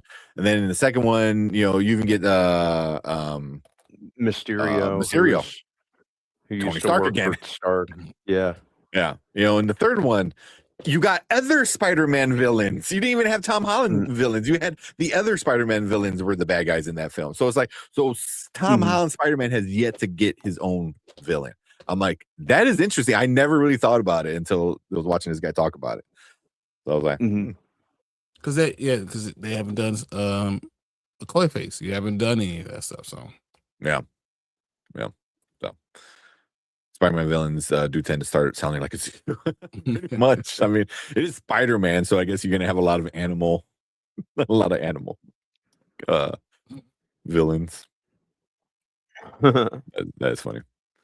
Batman has more complex rogues gallery, but I agree Spider-Man has the most diverse. There's dark and brooding, but there's also fun villains too. Yeah. All right, collector. Have a good night. I'm gonna go lay down and watch some Disney Plus. There you go. All right. Enjoy yourself. All right. We're gonna check out this little stat trailer. Get this going. All right, let's go. All right, what is up? Welcome back to the Spoiler Kings. We got another trailer reaction for you guys. This is one that I think we all been waiting for. Like, oh my god, when is it? July? June? July? When's it coming out? July? June, really? June 13th? June 7th, I thought they said, right? I thought that's what I read this morning. We'll find out. We'll find out at the end of this trailer. Because we're gonna watch the Vampire Lestat, the new trailer that we just got. So let's jump right into it. And let's go. Yeah, let's go. You've been alive and undead for 265 years. You witnessed the French Revolution, the electric light, the atomic bomb. I am the Vampire Lestat. It's my era.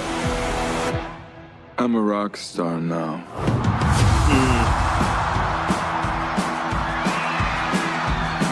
When there's no one else inside, in the crowded lonely night. Thousands of fans love you. I want millions. Billions. My music. Why now? We're doing a rewrite. Everything dies. You die, I die. I'm immortal. No one seems to give a shit about you. I've been a monster. This is my reckoning. He's going to get us all killed. You kill people. I'm people. We're people. And so was I.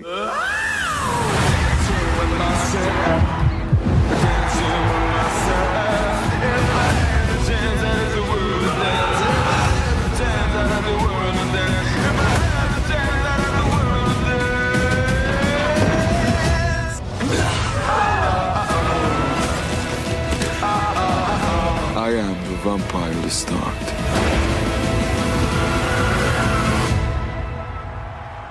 I am a god.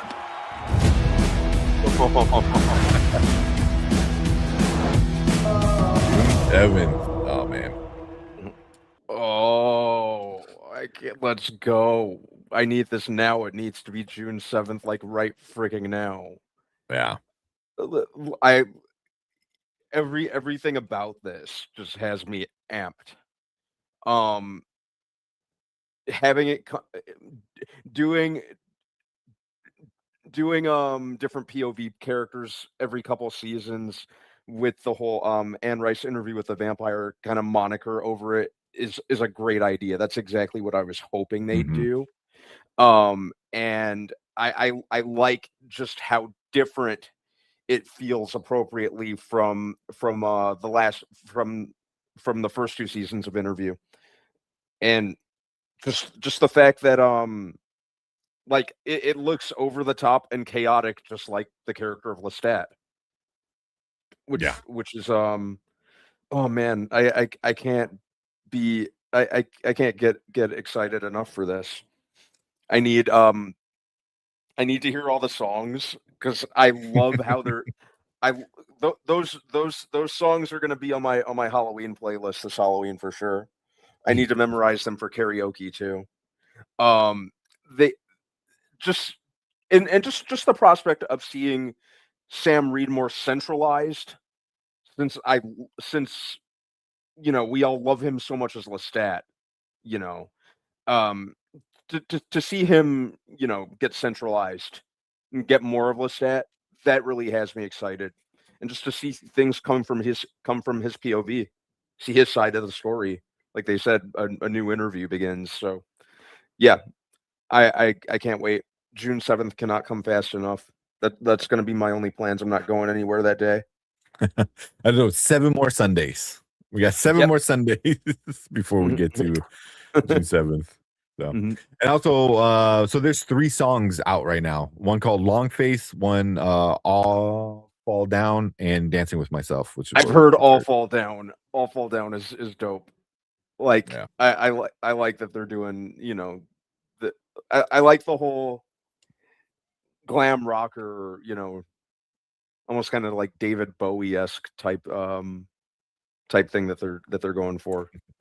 And then if David Bowie was immortal. David Bowie was immortal, right? Yeah. What about you, Brian? What you think? I want to see the story. Music. I love music. Don't get me wrong, but I want the story to really reflect everything that we get from the whole universe, and I think the Vampire Lestat is really this opportunity to see the other side of the coin, and I really just want to be a good, strong story that I'm interested in. I'm down with, and don't be wrong, the music is going to be good. It's going to work with it, but I really want to see something that's going to hold my interest and have a strong story, because it's going to be 2 seasons of it. Oh yeah, so ready for it. Yeah, that's what Tika's saying. I'm banging on this will be told across 2 seasons, just as the interview was. Yeah, it will be. Yeah, I think so. Yeah. I wonder, because now because Brandon's talking about the music, which is going to be a lot, because they said early on that there's going to be a lot of songs, and you're talking about the story. I wonder if they're going to do something like a musical, almost, where the songs help tell the story. So I wonder if they're going to do something along those lines. I could see it happening. But yeah. But I think the story is going to be good, just from like the little bit that we saw, all the like flashbacks of him like early on, him like having like some kind of like freak out in the hallway where he's like killing people and then takes off out the window. So like that looks wild. Him flying in the concert. So like I think he's getting to a point where like he's like, I don't give a shit. I'm a vampire. What are you gonna do about it? So yeah. So yeah, it looks good though. It looks really good. No, it doesn't look good. It looks phenomenal. It does. It really does. It does. Yeah. So yeah. man, why can't the other shows be this good? Why can't the other Immortal Universe shows? Come on, Mayfair Witches. I'm giving you one more season. I swear, if Mayfair Witches hurts me again, I'm done. Like, I mean, how many times can you be slapped? This is like, I've been slapped twice, but that third one, I'm not going to forgive. Like, they said, "Oh, season 2 is going to be good." And I'm like, "Oh, season 2 wasn't that good." Now they're saying, "Oh, well, we got a new showrunner. There's going to be this." They go, "All right." I'm like, "Don't do it. Don't do it." We'll see. Yeah, hopefully the new showrunner works to the show's advantage because they definitely need it. Yeah, they need something. There we got some comments real quick. All Fall Down is the OP song or opening song? it's on the opening credits. Yeah. He said, I just hope with all the new vampires that will be at least should be introduced into the story is done properly. I think so. They're pretty good with that so far. Mm-hmm. Yeah, I agree. Yeah. You guys, Mama Bear cracking me up. Vocal performance is cold, opening lead and main story. Yeah. Why can't Blade appear in the show? That would be an epic crossover. It would be an epic crossover. Yeah, it would. To me, it's like I gave up on Mayfair Witches. Me too. That's what I'm like, one more season. I'm like, well, why? You already told me who you are. Right? Can I just believe you? I know, right? Like you already did it. Tinkless that. Yeah, right. Oh man. But cool. Yeah, we got another Vampire Lestat. This might be the last one because we're less than 2 months out of it coming out. So this might be the last kind of trailer we get, I think. I think it might be.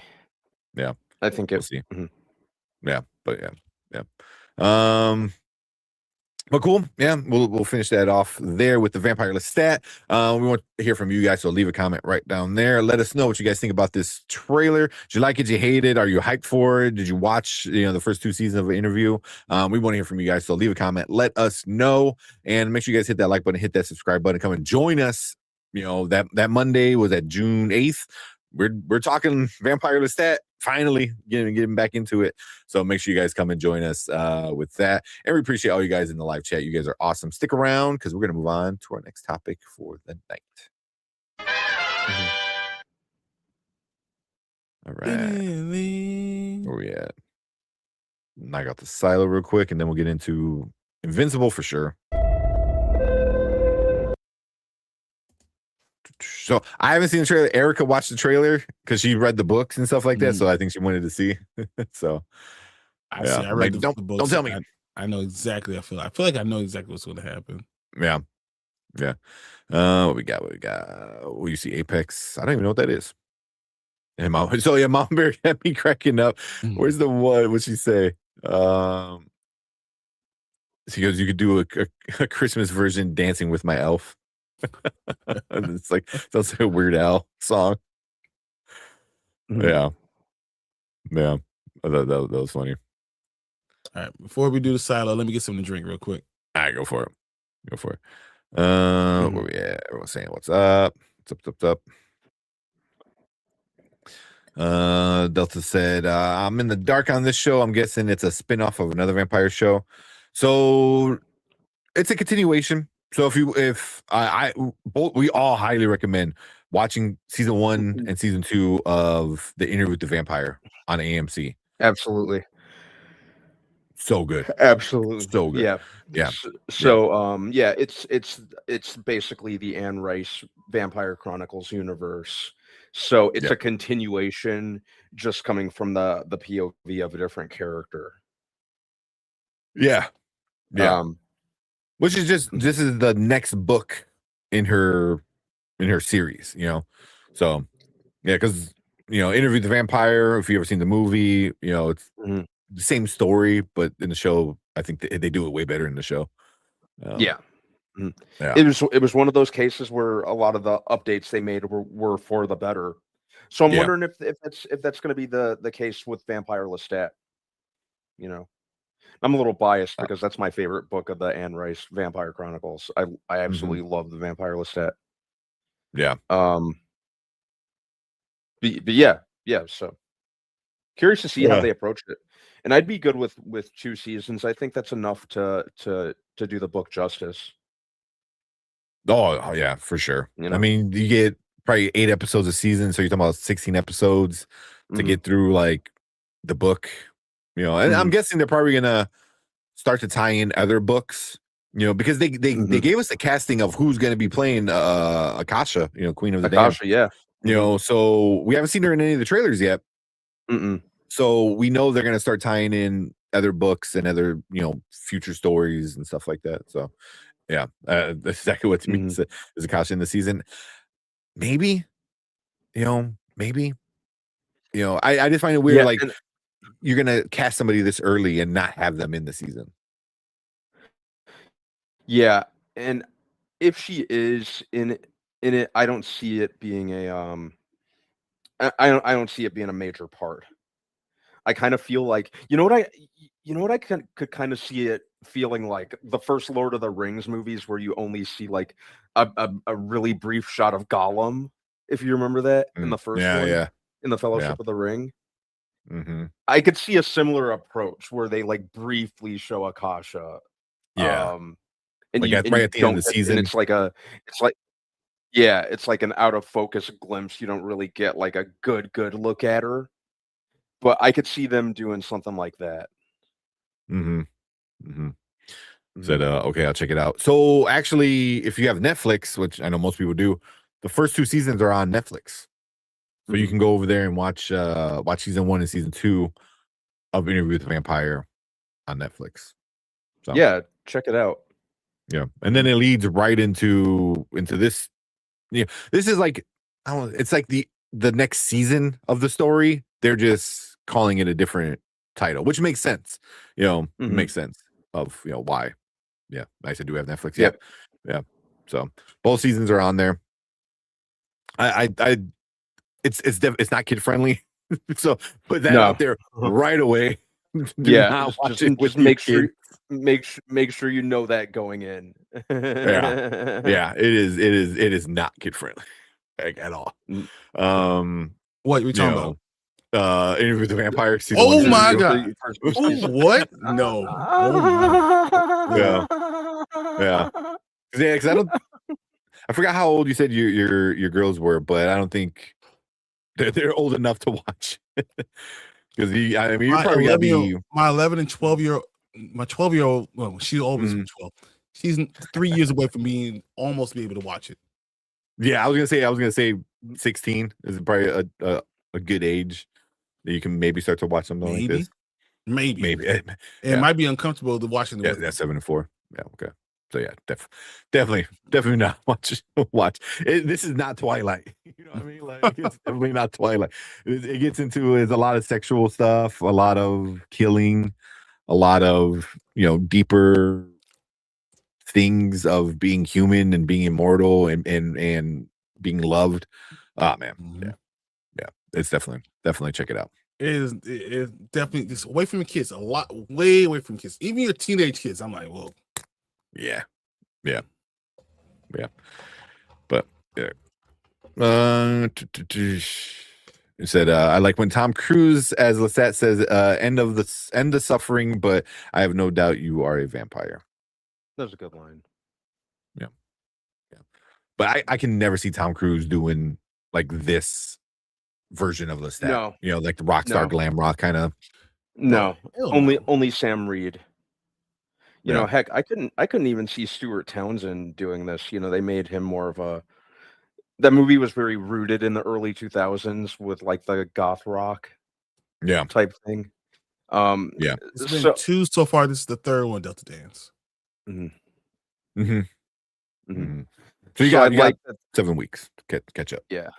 You'll have more than enough time. You can spend a week watching the first, you dedicate a week to it. You'll be, you could get through the first 2 seasons. Yeah. That's like 16 episodes, I think. About 16. 16 episodes, about 45-ish minutes each. Uh-huh. I mean, you can knock them out pretty quick. I mean, me and my wife rewatched season 1 because she didn't watch season 2 with me. So we watched season 1 and then watched season 2, and we knocked it out in like a week. Well, so. All right. We got Lawrence in the house saying, "What's up?" What up, Just Lawrence? got back from Michael. How'd you like it? How'd you like it? Let us know. Yeah, I've already talked about what I thought about from Wednesday. So yeah. She said, "I don't think you're ready for those type of questions to follow up just yet." Yeah. Oh my god. Yeah. Why You don't need a 7-year-old. Why are they laying down the same casket? What's going on? Casket. Yeah. Yeah. Yeah. Hey, you don't need one of your kids. Like, what's a brothel? Like, oh. That's even before we get to the vampire part. Yeah, exactly. Yeah, very true. All right. Let me get this up. Before we can. It's kind of laggy. All right, let's watch this one. Here we go. Because I guess I have Interview with the Vampire homework. Cool if I need a new show. Yeah. Because like Interview with the Vampire on our channel has done really, really well for us when it comes to views and stuff like that. Which is good because I remember watching the trailer when we first put out the first trailer. We're like, what the fuck is this shit? Like, none of us were really like. I think Brandon might have been the one where it's like, oh, okay, me and Brian were like, oh. And then the first episode, we're like, oh shit, and then it just kept getting better and better and better. It made so much more sense. It made so much sense, and then a lot of the things they changed. They changed things that made sense in New Orleans. What would you do in New Orleans? So yeah, that was just great. Yeah. So and then us loving the show as much as we do, and then finding a lot of other people that come in during our reviews and during our our edits that we put up. Like it's it's pretty awesome. That's Grey Worm from it is. Yeah. And he's a great actor. Him and the guy who plays Lestat, Sam Reed, them together are top notch. Perfect for each other. Yeah. Yep. Yeah. Absolutely. For sure. And we got what's up? Purrs, books, good. Man, books, goods, and purrs. So what's up? Yeah. All right. Let's check out this Silo season 3. Let's go. Finally, man. Damn, season 3. I'm gonna have to watch season 1 and season 2. July, right? I think that one's July. Yeah. Such a long time. So I know. So the first book is season 1 and 2. So it's been such a long time. I know where they are because I know how they're gonna start off season 3.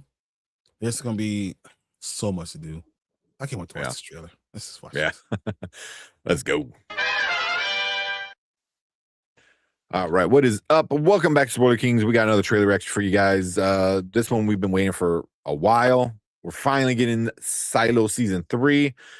It was a surprise hit from so many people, and we finally got into it, and we're like, "This is great."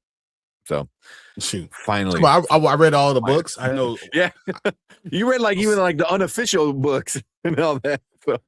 Silo for me is what Tank for Invincible. Yeah, exactly. Like I'm watching it, but I'm actually looking at you guys watching it. Like, yeah, you know what's coming. We're like still surprised by it all. But yeah, let's check out this trailer, and we got a date announcement, and so let's check it out.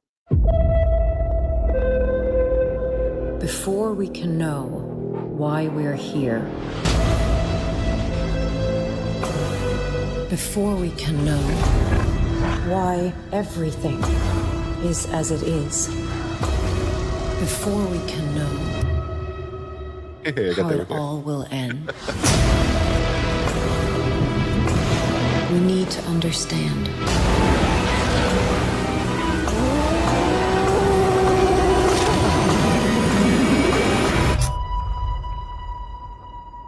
How it all began.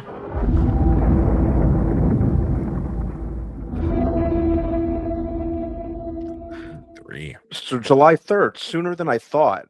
I had it in my mind that we weren't going to get this until like fall or something like that. That was just me though. It was July.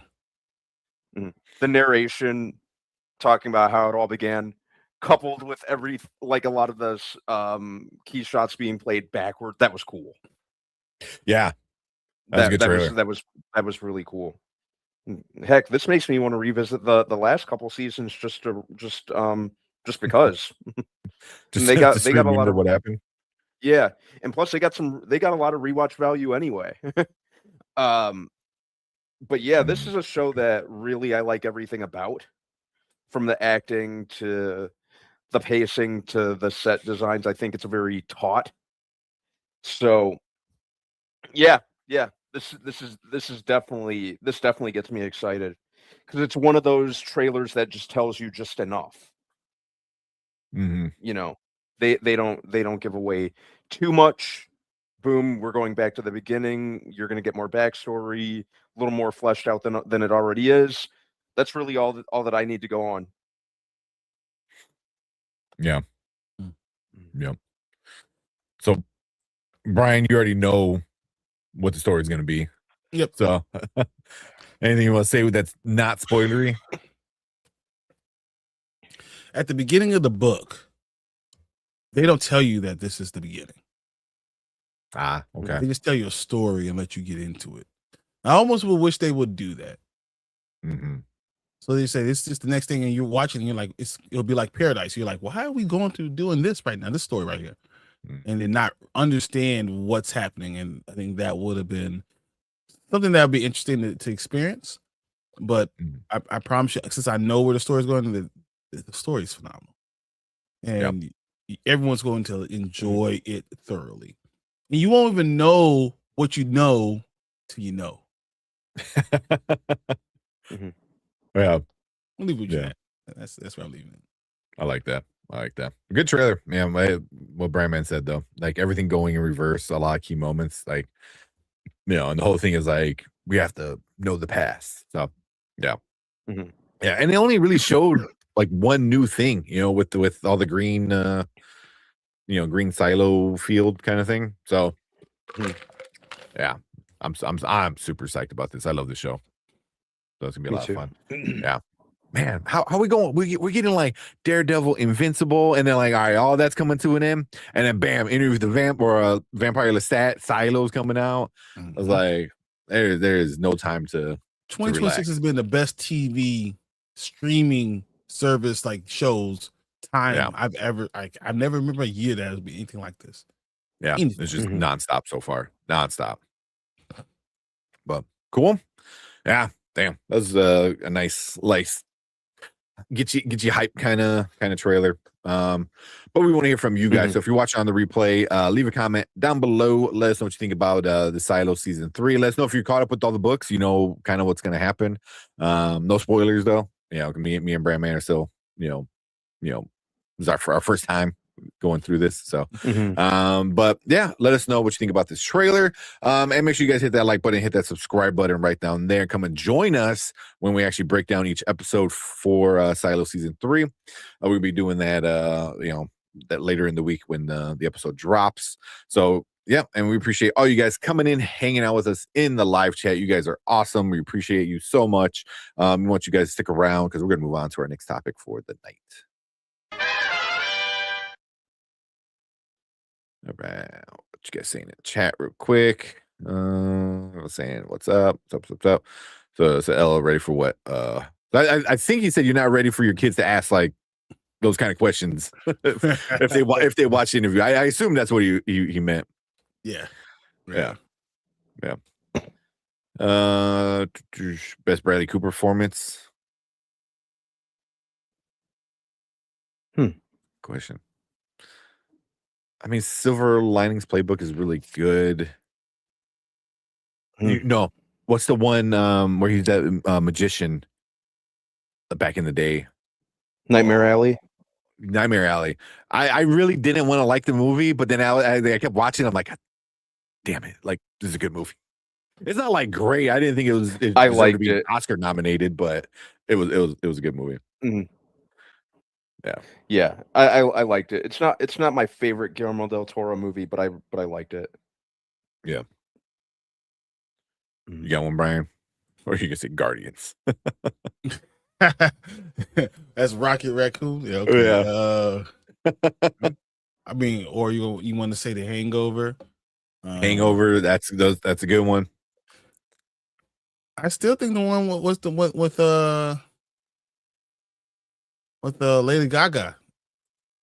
Stars Born. Yeah, Stars Born. Stars Born. It's Yeah. a good one. He did a good job, in the set in that. But Silver Linings Playbook is probably the best one. Yeah. I kind of forgot about Hangover, but Hangover's that's the one that got him started. That's the one that really gave him his opportunity, and that's very enjoyable. Yeah. He's in that Licorice Pizza movie, and I fucking hate that movie. But there's a scene with him talking to the other dude, and there's like Barbara Streisand, like that scene's pretty funny. Like, yeah, like that was the only part where I kind of like chuckled a little bit. So, but that movie sucks. I fucking hate that movie. I did not like Licorice Pizza, and I remember like it felt like people were like going gaga over it when it first came out. Yes. Like, oh, it's so great, blah blah blah. I was like, no. Paul Thomas Anderson. I was like, yeah. Sometimes he could be up his own ass like a lot. Very much so. Licorice Pizza. I kind of lump him in the same category as like Ang Lee, where he could be a little too self-indulgent at times, and just like you said, tank up his own ass. Isn't that every great director? Some mask it a lot better. Yeah, I don't think Spielberg is too much like that. I don't think Spielberg is too much like that. Del Toro, I don't think he's very. He can get artsy, I didn't think you fartsy, go. but I didn't think you go on Spielberg like when we were getting there. I didn't think you went like to the tippity top of the mountain. And then I thought you were gonna go. If you want somebody to be up their own ass, you would assume. I thought you go, or Nolan, or like I thought you were gonna go like that. But yeah. Well, yeah, okay. I mean that's what because if you are up your own ass and kind of like think you're like the shit, it should be the best of the best, right? Because the best of the best guys don't usually think like that. But somebody like fucking Paul Thomas Anderson, which I was like, bro, you made Boogie Nights and There Will Be Blood, like, because one better after another, wasn't it? There Will Be Blood. This is all. No, that's great. I mean, that's why I'm like, you made those. What else he did? Punch Drunk Love. I never seen Magnolia. Magnolia is good. I can't really say anything. The Master. I know I saw it, but I really don't remember it. Boogie Nights is awesome, and then what was it? 20 years later? No, 10 years later. 10 years later, he makes There Will Be Blood. It's like, those are great movies, but yeah. But then he does fucking Licorice Pizza. I was like, oh, stupid ass. It's like, oh, what were white people doing back in the 70s? They had doing white people shit. That's pretty much all it is. That's white people doing white teens doing white teen shit in the 70s. Yeah. Throwing a little pedophilia in there. Boom, there you go. All right. Yeah, that was super sidetracked. Oh. All right. Yeah, Licorice Pizza sounds like a war crime coming from Canada. That would have been a better movie than the shit we got. Remember, 18 was fun. Oh man, the Philly Eagles movie or Hangover. What Philly Eagles movie? I'm not sure which one that one is. Yeah. I can't think of Bradley Cooper. Which one would he be in?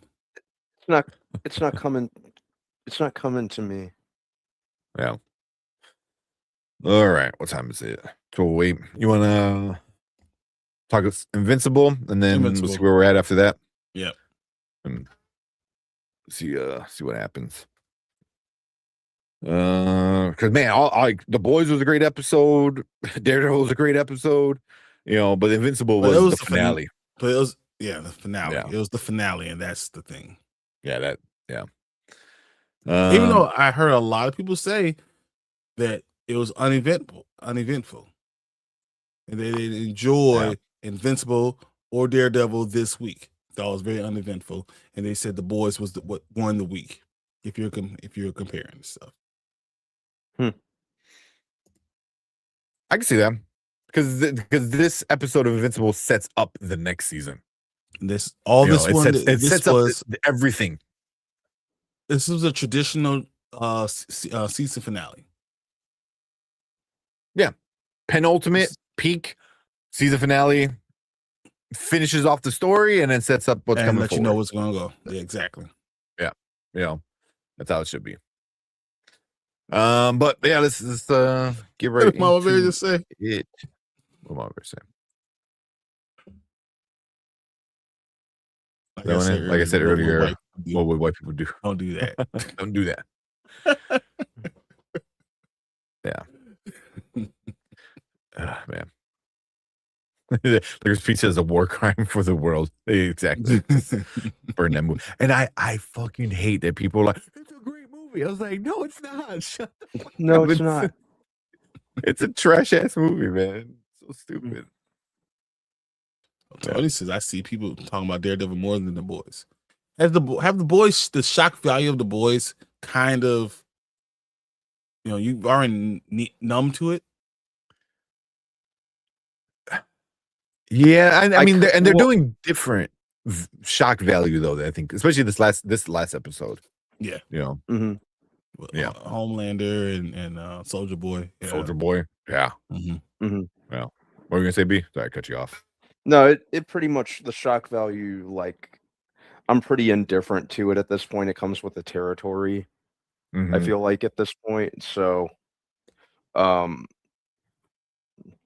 they've done that since day one. So, yeah, I'm kind of like, I don't want to say I ignore it, but I'm pretty indifferent to it at this point.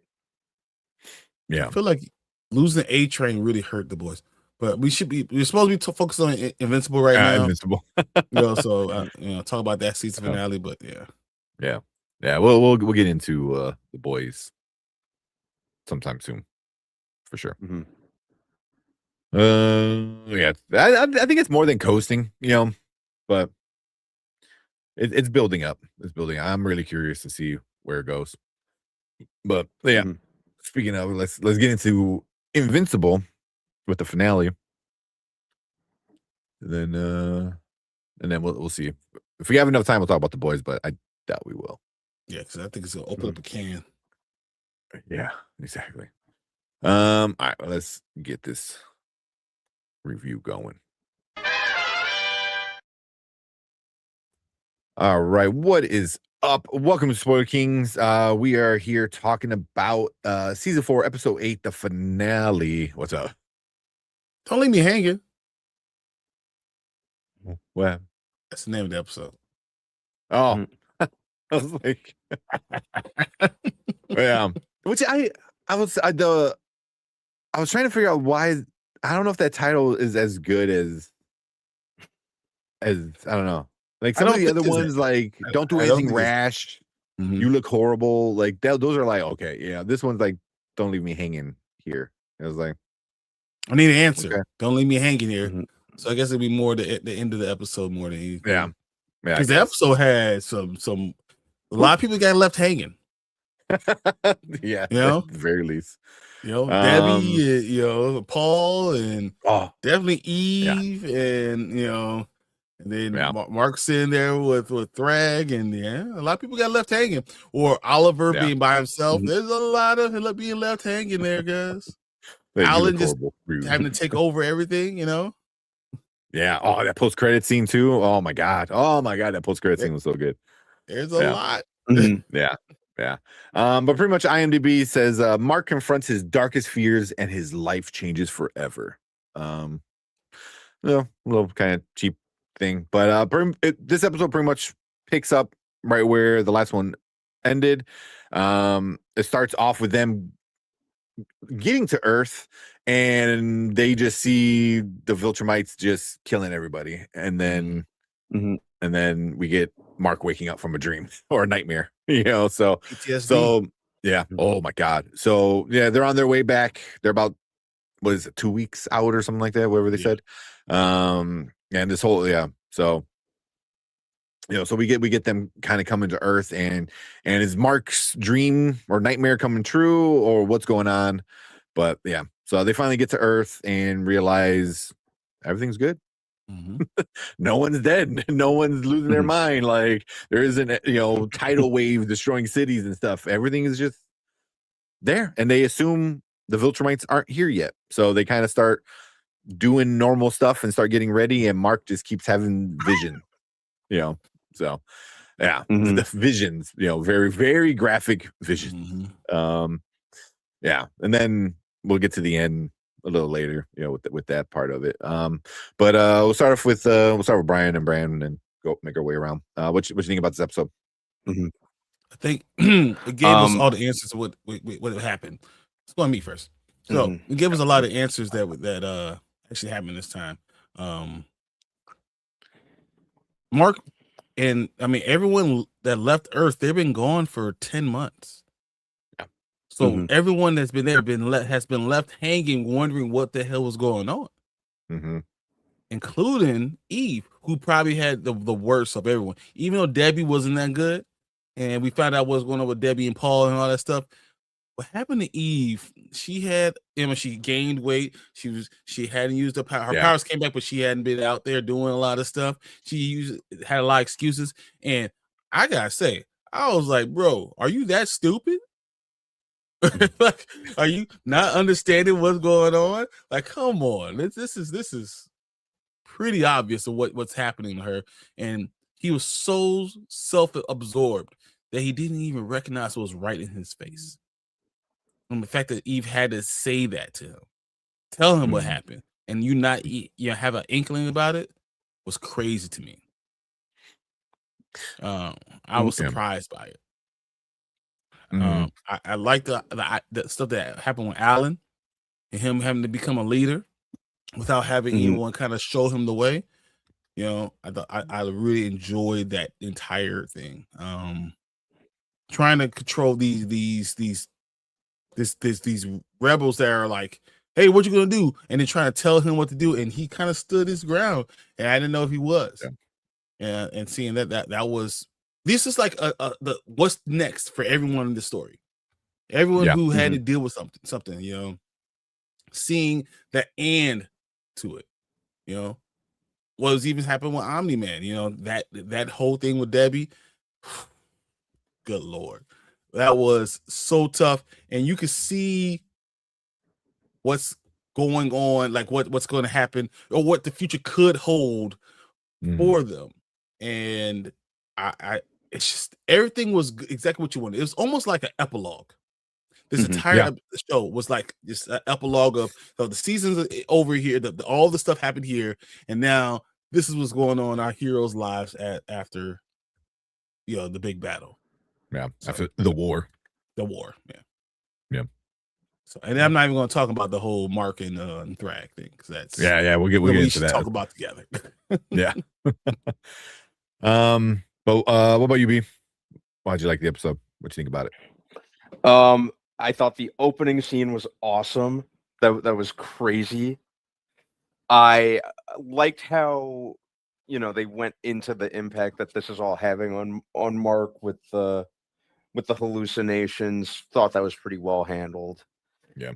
They're you know, seeing Alan kind of having to step up and basically be an authority figure, and you know, kind of encouraged and helped out by his wife. That was pretty cool. So I hope they do more with that, and he becomes more kind of comfortable in this authoritative position. So I'm looking forward to seeing where they go with that down the line. I can already tell where they're going with Nolan and Debbie, and I'm not sure I like that. But yeah, pretty solid, and a little more sedate episode than the last handful of them. I mean that in the best way possible. Yeah, Which makes sense, Didn't see, it's post-war, yeah, right? yeah. Didn't expect that with Eve. Yeah. You know, that threw me Oh my because god! I You see was some of those waiting for. memes? I haven't ones? seen. I've seen one meme. I've seen one meme with a coat hanger. The coat hanger. With her. Oh yeah, the coat hanger. When she was like, "My power's working," and then she looked at it and had. Oh my god, that was bad. The coat hanger was bad. Mm-hmm. That one I did see. I think that was the only one I've seen. So I might have to go back and check and see what's up with some of the other ones. Oh, because he said, "Hey man, damn, Eve is thick," and then she turns to the backside. You're like, "Oh, never mind." I would say they did make her not as big as she is in the comic. In the comic, she's very noticeably big, and that's something I found out later, that people are calling her like Fat Eve, and then other people are like, no, she's thick, she was like Thick Eve. But yeah, but they didn't make her as big as she was in the comic, I think. For whatever that's worth. But yeah, anything else? Before we get into the ending, because we're gonna talk about that. Anything else, B? I think that's about it on my end. Yeah. Just thinking for a minute. Yeah. Yeah. She was thick. Mark couldn't wait to get when he got back. Yeah. He literally said, "Hey, let's go." Yeah. And so in the comic, she's like all self-conscious. She obviously knows she's bigger and stuff like that. And Mark likes it. Mark's like, let's go. Which is awesome. She could have been round, and Mark was going to be ready to go, because 10 months is a long time. Yeah. It said, I went to sleep on the recent episode of The Boys. I'm gonna try to watch it Friday. Okay. Yeah. Check it out. We're not gonna talk about it tonight, so you got some time before we get into it. But just right off the bat, without getting to the ending, they changed some things. The nightmare scene is in the comics. The PTSD multiple scenes, that's not in the comics. So they changed a few things. I think they changed the biggest change I liked. One of the biggest changes I liked was Debbie. Debbie they handled that whole situation so much better in the show than they did in the comic. In the comic, basically, Omni-Man comes and she's like, back to Omni-Man. Like, let's go live in space. And it was like, it feels very unearned, unwarranted. She's like, fuck Paul. I got Omni-Man, and she didn't even give a shit about Oliver in the comic book. She's like, who's that? Where here it makes so much more sense, where she's like, you left Oliver, you left my son, like, because she's treating Oliver more like her kid than Omni-Man's kid at this point, yeah. And but that's the dangerous thing for her. Yeah, that makes, because when she does that, she's like, I want us to be you want to have a family, because that's your son. Mark's your son. You're sitting there with Omni-Man, like, that's just what it is. Yeah, Nolan is he's sad. He understands what he did. So with all that, and that's a lot of emotions, with your son being hurt, being alone, no longer being with Paul. Come on. Yeah, the ingredients are all tell you what's going to happen. Like, yeah, I mean, you guys. That's why I don't mind saying, like, because in the comic book, it's very much like he comes back and she's like, "Let's go explore space together." Where here, it's more she's like, "Take me to my son," and then it's gonna build its way up to it. Like, Nolan's gonna have to earn it. He still said some stupid ass shit. Because he's like, you need to give me a chance. It was like, need to? Like, yeah, dude, he was in her way. I don't need to do anything. Yeah. He's like, you need to give me a chance. And she's like, you need to get out of my way. It's like, yeah. It was like, damn, man, like, you're getting a little too comfortable with this apology tour you're doing, bro. Do you think Mark could take Omni-Man? Can Mark take Omni-Man? If Nolan and Mark were right now, where they are now, because now where Mark gets to, right now, where they are, could Mark take Nolan? I don't think he could. Maybe not yet. Even though Remember he's what Mark did Yeah. to Conquest, what he was Yeah. willing to Mhm. give to defeat Conquest. Could Yeah. he really do anything with Omni-Man? I mean, I feel like I still mean, like, Conquest is stronger than Omni-Man. yeah, definitely. You know, He, so he killed him. Mhm. yeah. It's interesting, you know. And then there's a lot of people talking about power scaling, you know, in the show, because Robert Kirkman pretty much came out and said like he hates power scaling, and he's just like, whoever wants it more, you know. Which I'm like, I guess that would explain a lot with Mark, you know, the pushing himself to like the limit. But I honestly right now I think I think Omni-Man still has an edge, because he's like, what, Mark is 20 something, 22, like, yeah, say 22. Omni-Man is what, 700, 700, you know. I forgot how we're, you know, so yeah, you know, Omni-Man has a lot more experience, and I think if the show has taught us anything yet, like, battle experience is a big key in showing strength, you know. So you know, Mark got his ass kicked a lot, so hopefully, you know, that starts to earn him some you know, experience points. But yeah. Also, shout out to Lawrence coming in with a $10 super chat. Lawrence, keep up good work you do. We appreciate you, Lawrence, coming in. And you Thanks, asked about the appreciate that. whole Michael Jackson movie. We talked for 45 minutes about it, 'cause Yeah. I couldn't shut up. Yeah, but we'll review it on Monday for sure. But yeah. We need like I wish we had definitely a need Michael Michael. Jackson. We need I know, right? I want to have that ready. Yeah, we need to have one ready for that. All right, we'll give you some other dancing. I don't know if this counts.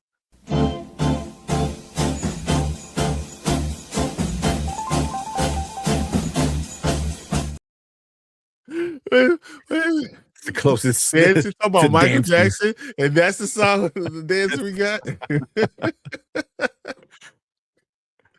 Oh man. But Lawrence, we Michael appreciate Jackson learning how to sea walk, and we got that. That's what's going on. Yeah.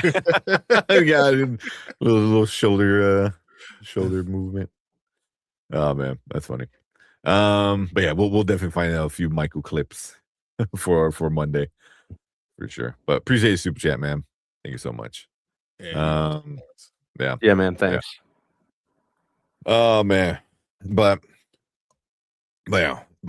yeah, this episode was good build up. I liked all the PTSD things that they did. It definitely built up to what they were leading to towards the end. You know, just all the little things they changed, you know, from the comic book, I thought was pretty well done. You know, yeah, because I'm trying to think of anything else big, because I know, like, as soon as they get to the planet, like, Mark just takes off and you know, starts flying around. You know, 10 minutes, so let's go ahead and let's get ready, guys, and and Mark's at the door. Let's go. Gone. Yeah. So yeah, but you know, one thing I did like was when Cecil shows up. Yeah. That's different from the comic book, because in the comic book, Cecil basically like comes out of a portal and just starts shooting. Doesn't even ask any questions. Just starts just unloading, you know, future crazy tech guns, and you know, and then eventually, you know, they talk. But they handled it, I thought, better in the show. He comes in, you know, still scared, and they have a nice conversation, you know, between the two of them and stuff. So I thought that was handled way, because it seemed more fitting for Cecil to come in, you know, where he's like, listen, I'm afraid of you. You're not going to see it, but I'm afraid of you. And he pretty much tells me, he goes, you don't need to be afraid. He goes, there's never going to be a moment I'm not afraid of you. Not gonna be afraid of you. Yeah. But he's also very calm and collected when he says something like that, which is very matter of fact. Yeah. And just him going to the crater where he almost kills his son, and just sits there and is reminded, that he messed up, as bad as anybody can ever mess up ever. Like he's done it, So yeah, yeah. So that was a good change, I thought, for sure. So, and then the Eve thing I thought was good too. When she finally tells him, she had the abortion, and Mark handles it, I think, pretty similarly to the comic. So, but everything I thought in the show did was great. But then we get to the end. We get to the end where obviously he's messed up. He asked Cecil for help. He's like, hey, I need to talk to somebody. Eve is like, hey, why don't you go fly around? He's like, I don't want to. She goes, they'll help you. So they fly around. I forgot what song they played. Great song as he's kind of trying to clear his head. He's all freaked out and everything like that. And then in the distance, he just sees Thrag out there. And you don't know if it's a vision or if it's really doing happening. the same thing. Yep. Yeah, it starts doing that distorted kind of thing where, like, is it another vision? Like, what's going on? Oh, man. Yeah.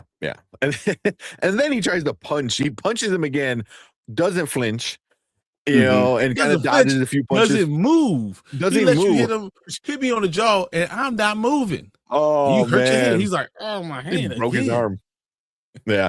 And then, like, he does the most disrespectful thing. He grabs his head and just tosses him. And, like, as he tosses him, like, the air kind of, like, breaks. So it's like a supersonic kind of toss. So he's like, He gave him a supersonic muff. Oh, yeah. He's like, back off. And then, they start talking and pretty much, Thrag pretty much tells him, he goes, we're already here, man. We've been here, but here's the scenario I'm going to give you. We're going to live here and be quiet and blend in with everybody and repopulate and regain our numbers as Viltrumites. And you're going to let us. And if you don't, everyone dies. Yeah, just everyone dies. We're just going to, there's like 37 of them at this moment. And then it cuts to, seeing like Lucen, I think is, seeing him walk, seeing Anissa walking around, seeing the dude with the iPad, they'll be a biker dude. Anissa, 100%. Look, I will help you repopulate this damn earth. Let's go. Yeah. We can have 1,000 little Brians running around right now. Let's do this. Little Viltrumite Brian's running. Yeah. Yeah, so there's 37 of these people, just wandering around, and even Cecil tells Omni-Man, he's like, you didn't win the war, you just pissed off like the most dangerous people in the universe. Out. Yeah, He said Warren Stats walk out and then say sorry. Yeah, so Cecil's obviously not happy with how it's all going. So Mark has to make a decision, It's like, because at first, what does he do? He says, no, I'm not going to let you. Then he starts getting more visions and kind of sees what could happen. And then it's kind of like, what are we going to do? What else can he do? Exactly. What else can he do? And obviously he's like, fine. And then Thrax says, we're not going to interfere with any human things. We're just here to bang and make babies. That's all they want to do.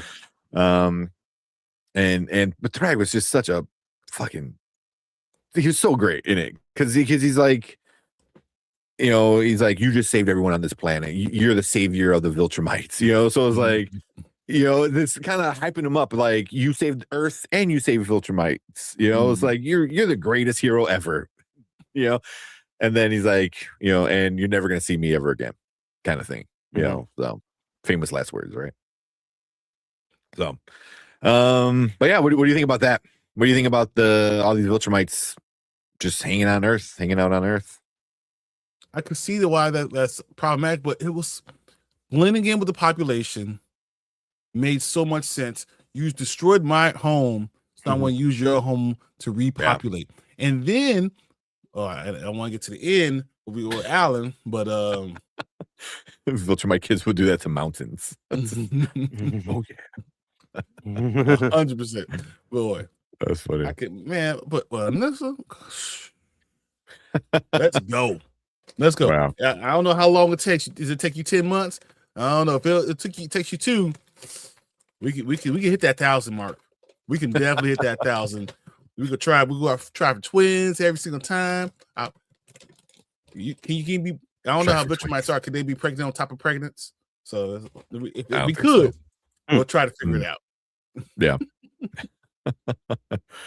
What about you, Ram Man? What you think about their new deal that Mark has to deal with? I think it.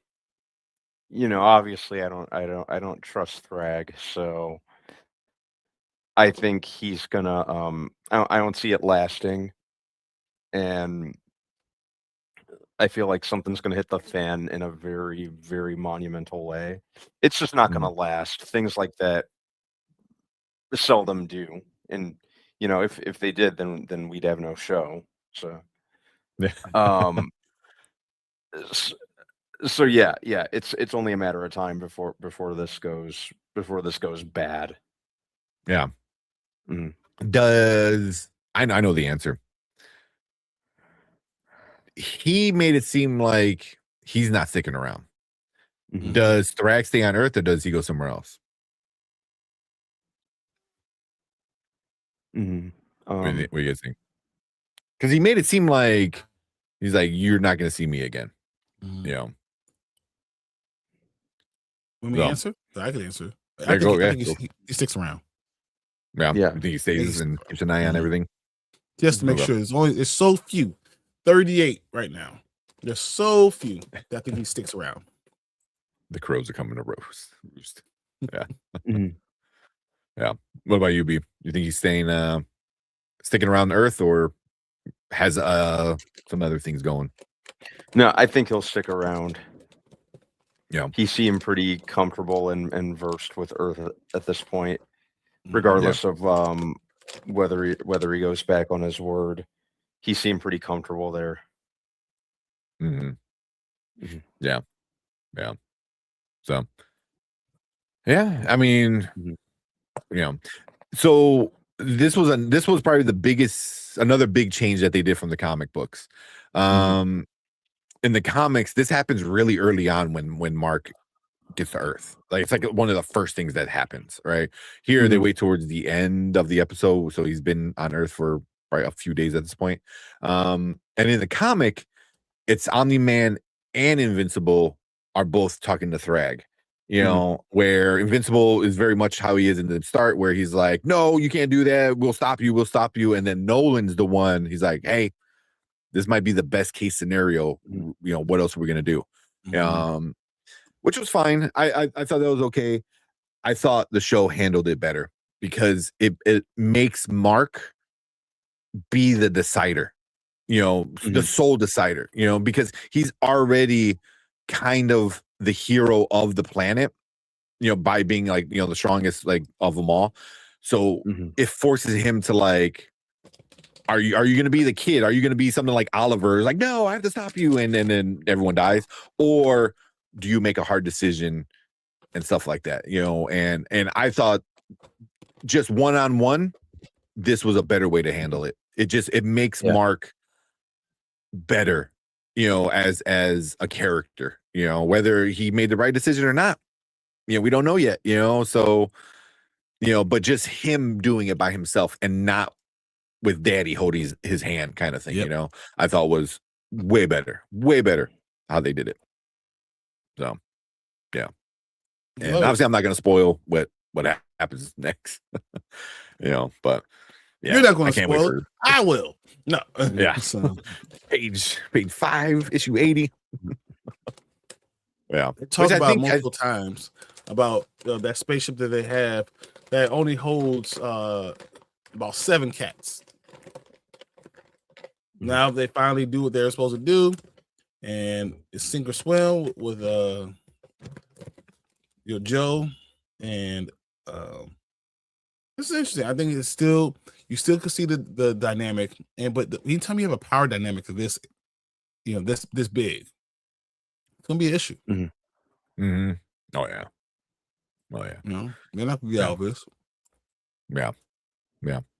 So I thought it was like really interesting because I heard everyone last week. I heard you like Brandman and you Brian were like they're gonna come back to Earth and it's just everything's gonna be on fire.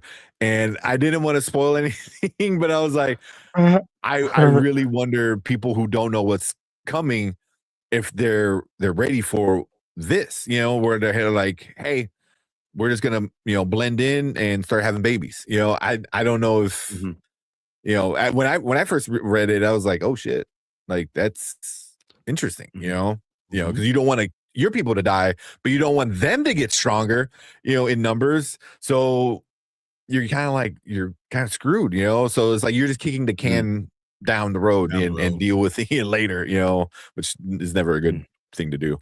But yeah, so Mark said cool. Thrag is like cool, and then that was it.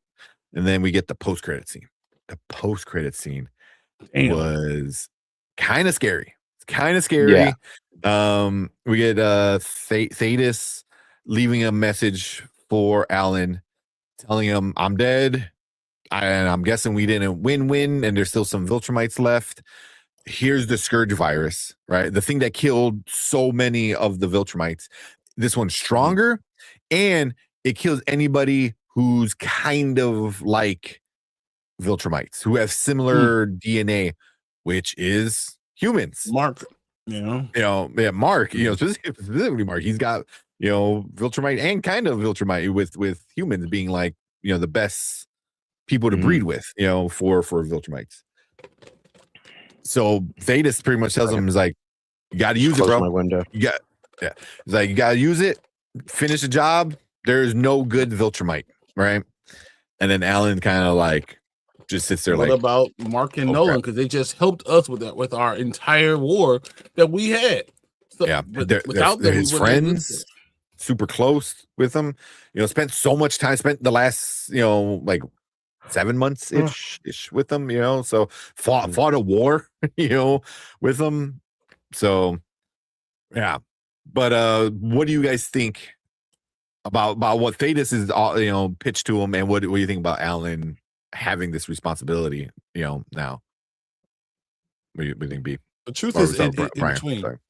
It's somewhere in between. I think it was interesting to see at the end, and I don't know what someone of Alan's ilk and his moral fiber will do with something like this. He's not responsible just about what Alan thinks. He's responsible for basically the entire galaxy. And is the galaxy worth his friends? Just to the people that fought beside him, knowing the entire galaxy could be gone. Yeah, what would be Alan's answer? I don't know. Yeah, but you're also telling him to commit like genocide. Like finish the genocide I started with killing all the Viltrumites. Yeah. Also kill every human because just in case, so it's like, damn, bro, they could be matched and they could end up being just like the Viltrumites. Yeah, exactly. So that's a lot. What about you, B? What you think about that whole situation for Alan? It was entertaining seeing him kind of start out when he's addressing them, kind of being in over his head, and then you can kind of see you could more or less like see the spine forming finally on him with how he began, with how I like how he steadily like kind of eased his way into being more authoritative and putting his foot down through who y'all think y'all talking to? Yeah, that was great. Yeah. Yeah. But I get, does that him learning to become a leader and then given the responsibility of possibly killing his friends and innocent people, like how is that going to affect him one way or another as the new leader of the coalition? with having this genocidal murder vial in his hands. Yeah. But once again, it's still worth everybody else. Think about what everyone else is thinking. It saves the rest of everybody. You just kill a couple million, couple million people, and save an entire galaxy. But even when you cut back to a few episodes before, when the Viltrumites attacked the coalition homeworld, where Thetis is like, oh, we won, we pushed them away, we just got a lot of casualties, and he goes, so many people died right now. It's like Alan was so worried about like people dying, where Thetis was still thinking about the big picture, And is that a leader thing? Is that like an obsession thing? Like, is that just his Viltrumite kind of peeking its head through? Could it also be his own poor morals, his own feelings, and that's why he's doing this, because of something that he felt? Yeah. So could be. Yeah, it's definitely setting up things. Now we know Alan has this, the scourge virus that is going to do some damage. So it's kind of like this like little thing he has in his back pocket. He's like, start getting out of line a little bit. Here, take away for this. I don't know. It's gonna be interesting. I can't wait for next season. Cannot wait for next season. I want to get to next week. I'm like, where's the new episode? Did they announce? I know they kind of teased season 5, right? Yeah. I think they did. Yeah. Yeah, I think it's gonna be sometime within a year. Yeah, they're saying that we don't have to wait as long, which is good. So does it mean we get it fourth quarter? Is that what's going on? I'm assuming it's gonna probably be this time next year. Okay. Oh, I wish, man. Yeah. Yeah. Anything Yeah. So the series, it got a season 5 renewal in 2025. So they knew last year that they were doing a season 5, so they can kind of get ahead of it, I guess. Match. Yeah. Any predictions you guys want to talk about? Anything you want to see or you think might happen? If not, it's all good. No, I mean, did they even talk about like Rudy? I mean, or they kind of did, but they didn't talk about Rudy or Robot, about what they're going through all this stuff, and that wasn't something that I thought they focused on that a little bit more in the book than in this. They really didn't focus on them. Yeah, it was a quick scene. Like they're trying to look for him, doesn't quite work out, and then Cecil's like, well, we tried, and that's about it. Yeah. But yeah, they're going to be important. That's going to be at least a whole episode of like what's going on with them. By the time they come back, So, and I think that's going to be next season. That's going to be next season for sure, with Robot and Monster Girl. Because that's a really interesting story what they go through. Yeah, they're all ready for it to throw hands. They're ready for the throwing of the hands. They're like, let's do it. Yeah. But I would say the Viltrumite War kind of starts like Mark's, I think, real journey. I think this is what like kicks off Mark being like an adult, I think, or like an adult hero. Like he was kind of like a Teen Titan or Teen, whatever the hell they were called, and now he's a big boy. He's a big boy making big boy decisions and stuff like that. But he's still got a lot of mental issues. Yep. A lot of trauma. Yeah. Yeah. Fernando says a year is long. I guess it's projected March 2027. That's what they're saying. So we'll see. And give us a flip flop. So let us know what everything's coming. Come on. Yeah. But yeah, unless you really, really want to get spoiled with what's to come, I wouldn't read the book, honestly. I would wait, and then read it all when it's done. But it's fairly accurate to the book. I have to admit, there are changes. Some things are good. I like the changes they've done so far, for the most part. But it pretty much hits all the major beats. Like Zoe is a way better character on the show than she was in the book. In the book, it was Zach, and he was nothing, like literally like nothing. Zoe's cool. Like Zoe's super cool. So yeah, well, cool. You guys got anything else? Nope, that's about it. That's about it. Yeah. How would you? Where out of the 4 seasons, where would you rank season 4? Is your favorite, second favorite, third favorite? Probably for me, I'd have to say my probably my second favorite. I almost said third. But, yeah, probably my second favorite so far. Okay. Yeah. What about you, Brian? I'm going to go with the first. It's your favorite season so far? So far, I think, because when I'm looking at the rankings, I really think about each episode and how it built on each other. And the other ones really mattered, and we start to understand who Mark was in Invincible. But as far as the action and actually doing of these episodes, some of these episodes were the best things I've ever done on TV. And that happened on this season. I gotta say that this might be my favorite season. Yeah. I still gotta give it to season 1. Just because it was so entertaining and the shit that Omni-Man does, but this season is a close number 2.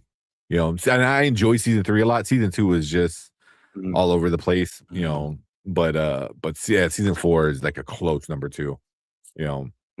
It's as close to the first season, I think, as you can get at being like entertaining.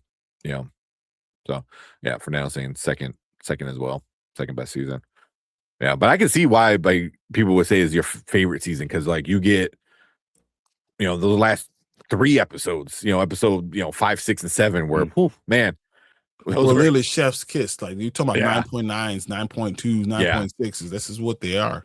Yeah, and for how lacking in the action that this finale was. Like you said, Brian, it's an epilogue. It finishes off like the war, and it sets up what's coming next. And I think that's how a finale should be. Exactly. You're satisfied and you're kind of preparing. And I think that's perfect way to do it. So yeah, but cool. I think that's about it for another season. 4 seasons of Invincible, man. Wow. Yeah, so fast. Yeah, I can't wait. Oh man, dinosaurs or whatever. Oh man, there's so much good stuff to come. I cannot wait to get into the next season. I hope it's later this year. That'd be epic. Let's get it in November. That'll be great. Oh yeah, please. Just pump these out. Just pump these out. Like I'm cool with the crappy animation. Like just give me 4 more seasons right now. Yeah, but cool. That's it for Invincible season 4. We all loved it. It was a great season. But we want to hear from you guys. So if you're watching on the replay, leave a comment. Let us know what you think about the finale. Let us know what you think about the season as a whole. Any predictions? We'll try to stay away from spoilers, if you read the books. But we appreciate all you guys coming in and hanging out with us. You guys are awesome. Make sure you guys hit that like button, hit the subscribe button. There's a bunch of other shows that we're going to be talking about. Daredevil, we got to finish up. The Boys, then we got Vampire Lestat, Silo, so many more that are coming out. So, but yeah, we appreciate you guys coming in. So make sure you guys subscribe and join us in some of our other reviews. And if you're in the live chat, stick around because we're going to move on to our next topic for the night.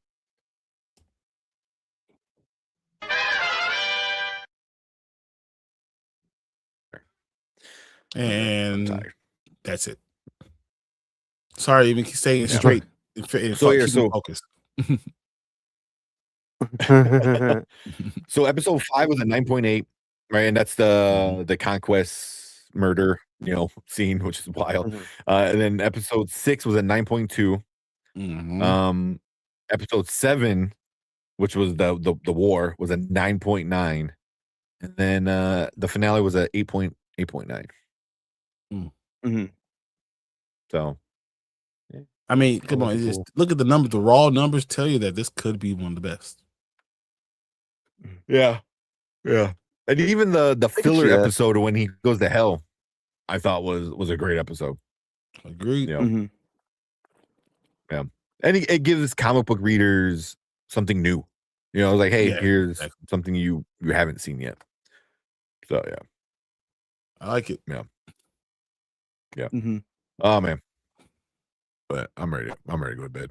Yeah, me too. I'm ready to go sleep, guys. Yeah. I'd like to go to sleep. Can a live action Invincible work? No, I don't think it can. But then you're gonna spend a lot of money. And Hollywood just, like when it comes to adaptations like that, I get the feeling they'd play it safe. They wouldn't go all the way with it. Yeah. They'd probably rewrite certain characters. They'd ease To up make it easier. on the violence factor. Yeah, just to make it more digestible. They'd play it too safe. I say just keep it in animated form. Okay. Yeah. There was a voice actor in this one. I can't remember who. Oh man, because I remember a bunch of people talking about it, and I can't remember who it was. I was like, damn it. I can't remember what's the guy in there. So yeah, Cliff Curtis was Paul. That makes sense. I don't know. It's gonna hit me as soon as Get out of here. I like log off. I'm like, that was what it was. I remember. I mean, I have to remember what it was. Yeah. But yeah, it's a great show, man. I hope they come out with physical media for this one. If they don't, I'll be heading to my local Chinese restaurant to find out where the other stuff is. Where we can get it. Yeah, exactly. Yeah. Miley. Oh, who'd you cast as mixture? Miley. That's funny. Miley is a mixture. Oh man. Who'd you cast as Dolly Parton? That's interesting. Oh, good lord. That's interesting. I don't even know. A lot of assets. Yeah. For real. Invincible or X-Men 97? Ooh. Damn.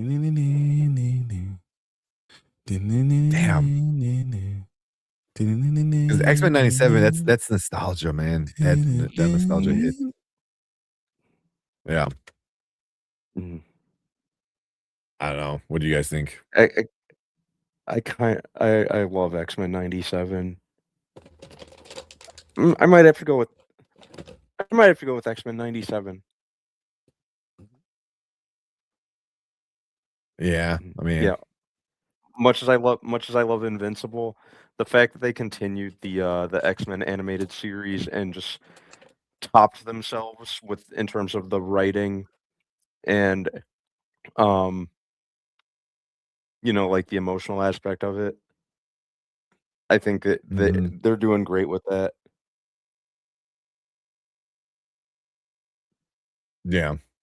I mean, hopefully, this next season is still good.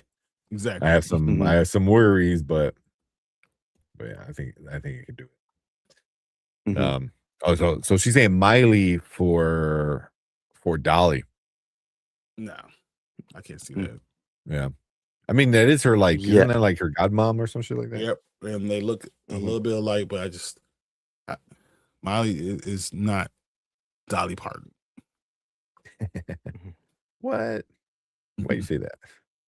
I have 2 reasons.